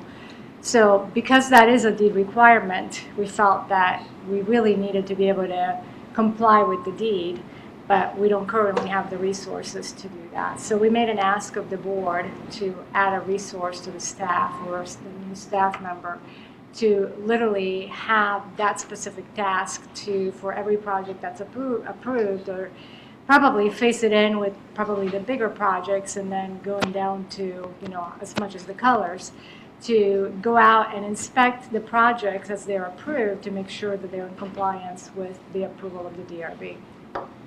So when we made that ask, one of the board members asked, what is it going to take, and can that position or the tasks of that position be absorbed within your current staff? Which is, you know, a valid question before you add, you know, that, you know, staff member, because it does impact the assessment for the following year. So I put together some statistics to kind of give them an idea, and you guys may not even really know on a daily basis what the department is processing. So the first thing is that we have 14 employees in the department. Only 6 of those individuals are primarily responsible for processing DRB applications and reviewing complaints, because individuals like Margot, Lucy, and a couple of the other individuals on staff are doing other tasks, such as preparing for DRB meetings and then preparing minutes and issuing decision letters. So when they're going out and doing inspections or reviewing applications, that's only part of their daily task. Then we actually are managing just under 22,000 properties, because we review residential as well as non-residential, and we're also looking at the Reston Association facilities. So it's 21,998, so just about 22,000. And then we gave them some context in terms of the amount of applications and complaints or use and maintenance cases that we look at. And so we gave them numbers, total numbers for 2016 and the to-date numbers for 2017. So for design applications, we in 2016 processed 1,933, and in 2017 up until September 20th, we were at 1,301, so we'll probably meet that same number. For covenants violations, in 2016 we cited just about 7,000, and we're at 5,813. And basically what that means, because our system tracks violations individually so that we can close them individually as the homeowner kind of clears or fixes their violations. But that pretty much comes out at an average of about 1,400 properties that are inspected for violations or use and maintenance, basically. And about 35% of those violations are design violations. So when you put that in context, from those violations, usually design applications come about, because if we see a violation that's design related, that usually means that they either have to remove something that is causing the violation, or they have to submit an application to clear the violation. And then for disclosure documents, we processed 980 in 2016, and we're at 790 already this year. So that kind of gives you an idea of the volume that's coming through the department, which is pretty significant for the amount of staff that we have. And that's just to say that, you know, when we gave them that information, I think for them it was, you know, more visible why we were making that ask and why the current staff couldn't absorb the tasks of that new position. And over, if you can go to the next page, just an idea of like over the last couple of years, there's new services that we've added that the department has implemented to provide better service to the homeowners or to the members. And so basically one of the questions was if we didn't, or if the current staff absorbed the tasks of that position, what would we have to sacrifice? And basically the answer was we would probably have to give up some of the services that we've now implemented to provide better service, so that it would have to be sort of a give and take of what we can and cannot do in order to now do that, you know, new inspection process to satisfy the deed. So it was really basically statistical information, but information that I don't think had ever been provided to them. So it was sort of an eye-opening process, I guess. So we do have in your Dropbox some of the statistical information that we provided online, and I printed off a hard copy just so you could read it at your leisure, so you can kind of see what the staff makeup is and covenants right now, and kind of what the different positions are doing and who's getting out to go and do inspections, and kind of where we are. As you all know, we have an aging community. We have new properties coming on. Yeah, aging properties. We've got new properties. Thank you for clarifying that. Yes. Sorry, properties, yes. The word properties is important to say. But we also have people who are making adjustments to their homes. You know, they're either doing something to the outside physical part of the building of their home, or they're redoing landscaping, or they're adding new features to enhance. So you're seeing a lot more. And in fact, Anna and the team have noticed that this year in particular, there are quite a few more applications that are coming through from a design perspective. As we get new properties on, it has been consistent, and this, I'm going to say something that there are several of you in the room who you've heard me say this before, and I started saying it about 4 years ago, is we really, really need to change the way we're doing business and doing meetings, in particular with Design Review Board. And because we've hit mission critical with staff. They're too much. The statistics can show you that I wouldn't be surprised if those 2017 numbers surpass 2016. Anna thinks they'll meet, I think they'll beat. And I'm concerned because we can't sustain this. Staff is having a hard time keeping up. We're beginning to now not reach the mission of the organization, and I think Anna told me something today that worried me even more, and I repeat again what you said. Yeah, so I think one of the things that's important to understand is that we are right now about 3 weeks out in terms of being able to schedule applications for consultation. And we're already scheduling applications for December panel meetings. The speed with which we can keep up is not what it used to. And being able to meet the expectation of the members is slowing down because we're getting way too much volume. And additionally, based on the deed, we're supposed to provide approval or a decision on from the time that we get a completed application to the time that we render a decision has to be within 30 days. And based on the volume and the backlog that we have, we're teetering on the fact that we may not be able to meet that 30 days. So at some point, we may not be able to meet the deed requirement. So that's problematic because staff is almost at the point where they can't keep up. Yeah. So the ask is this. I'd like to have a work session with you all at the beginning of your next full meeting to really roll up our sleeves and come up with solutions from a meeting perspective and how we handle meetings. I saw this coming a few years back. We've skirted around having the conversation, but I can't wait anymore. I've got staff that I have to take care of. I have a process for you, for the community that I have to take care of. I have to make changes. I have ideas, and so does Anna, of what changes need to be made, but this is a partnership. I want to collaborate with you all to put those changes in place, because it affects the way we do these meetings going forward. So, but I need help, is what I'm asking for. And I'd like to see if we can use some time wisely, where I've got you a little fresher at the beginning of the meeting, and me fresher, as I was joking, but it's the truth. This is my 10th meeting of today, and I want to make sure that I have a collaborative and good conversation with you all about how we make changes. And again, I want you to be a part of that conversation. So that's my request. Let's see. Are you proposing that we have that conversation at 7 o'clock or earlier? When do you typically, I mean, what is best for your schedule? I wouldn't want to interrupt anything that you've got scheduled next month. I know that sometimes with, I'm happy to meet pretend like, earlier. I don't know if 6 o'clock is appropriate. Wine and cheese at 5. Ooh, Yes. We could, I mean, we could. you know that's on camera. It's Richard. She just asked for a suggestion. I'm Yes, making and one. I appreciate If we don't have a PRC at 6, then I think that's perfectly appropriate. Yeah. Yeah. A non-PRC. Can you get there? For November, but until they actually submit, I don't know for Yeah, do we have a full board in November or not? sure. Yes. Yes, we don't in Thanksgiving December. week? It's the second week in November instead of the third, Oh, okay.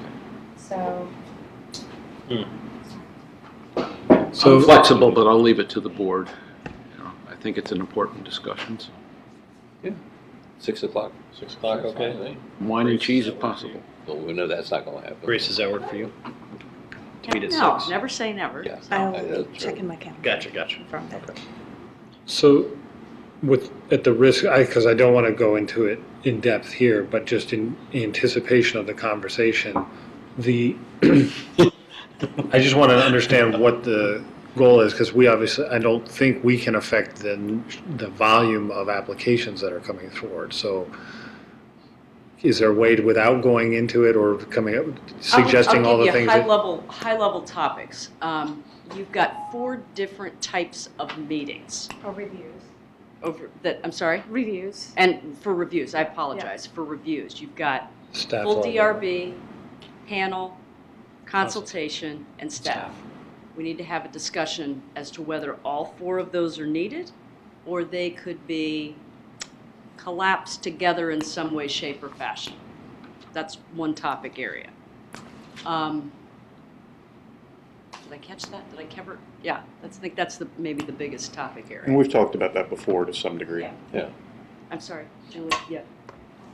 And guidelines, kind of looking at, and then we've started this conversation a few months ago, but really taking a look at the guidelines and what under the right circumstances can staff do, so that we can take the lift, because it's a lift on you all too. I mean, it's not just staff, but it's a lift. The other part that's important that we want to be able to provide you on a biannual basis that Ann and I were talking about, and we're going to do that. We will do that at this work session. Is we have been doing surveys and getting survey data back, and you need to get a report on what we've collected based on that survey. It's time. And we want to make that a regular habit too, because there's a great story to tell.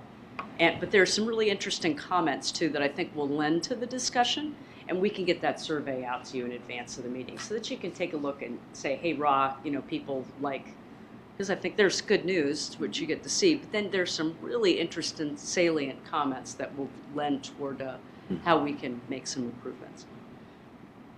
Does that help, Graham? Yeah. Okay. So that would be on November 14th, if we're meeting on the second Tuesday. Here. That works for me.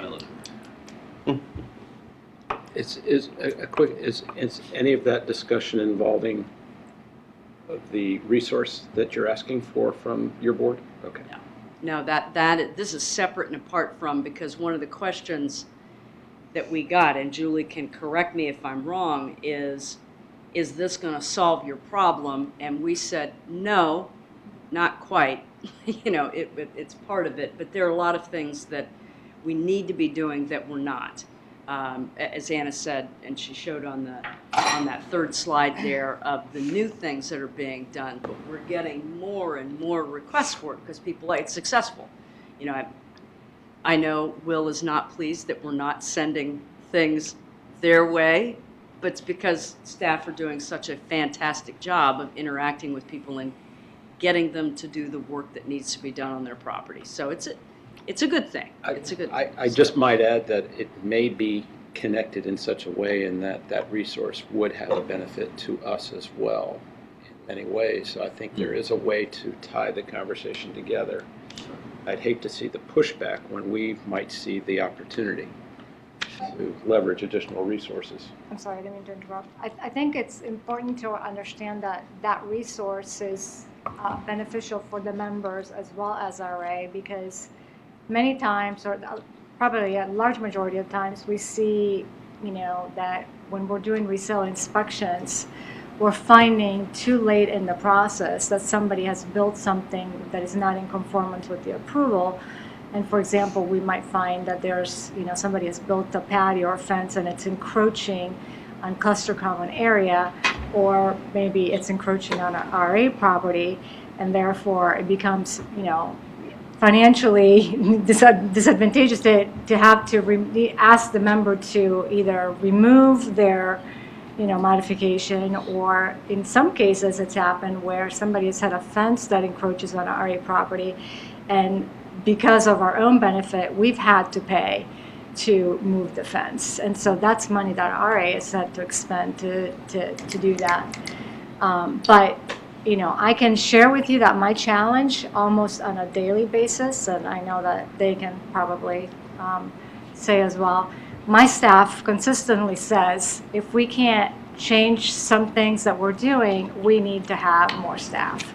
And the more staff is not going to be something the board is going to approve, because it will result in an increased assessment. So I'm sort of stuck between a rock and a hard place, because I can't give them more staff except for the one individual person that's been approved. So there is a solution. The solution is that we just change how we do things operationally. But do we have more historical data that goes back like 10 years or 15 years? Because I imagine Richard sitting here like I am thinking, you know, I'm not going home any later than I used to. This has always been a late job in terms of these meetings from 15 years ago. So I'm curious, how many more hundreds to thousands of applications are we processing now than we were 15 years ago?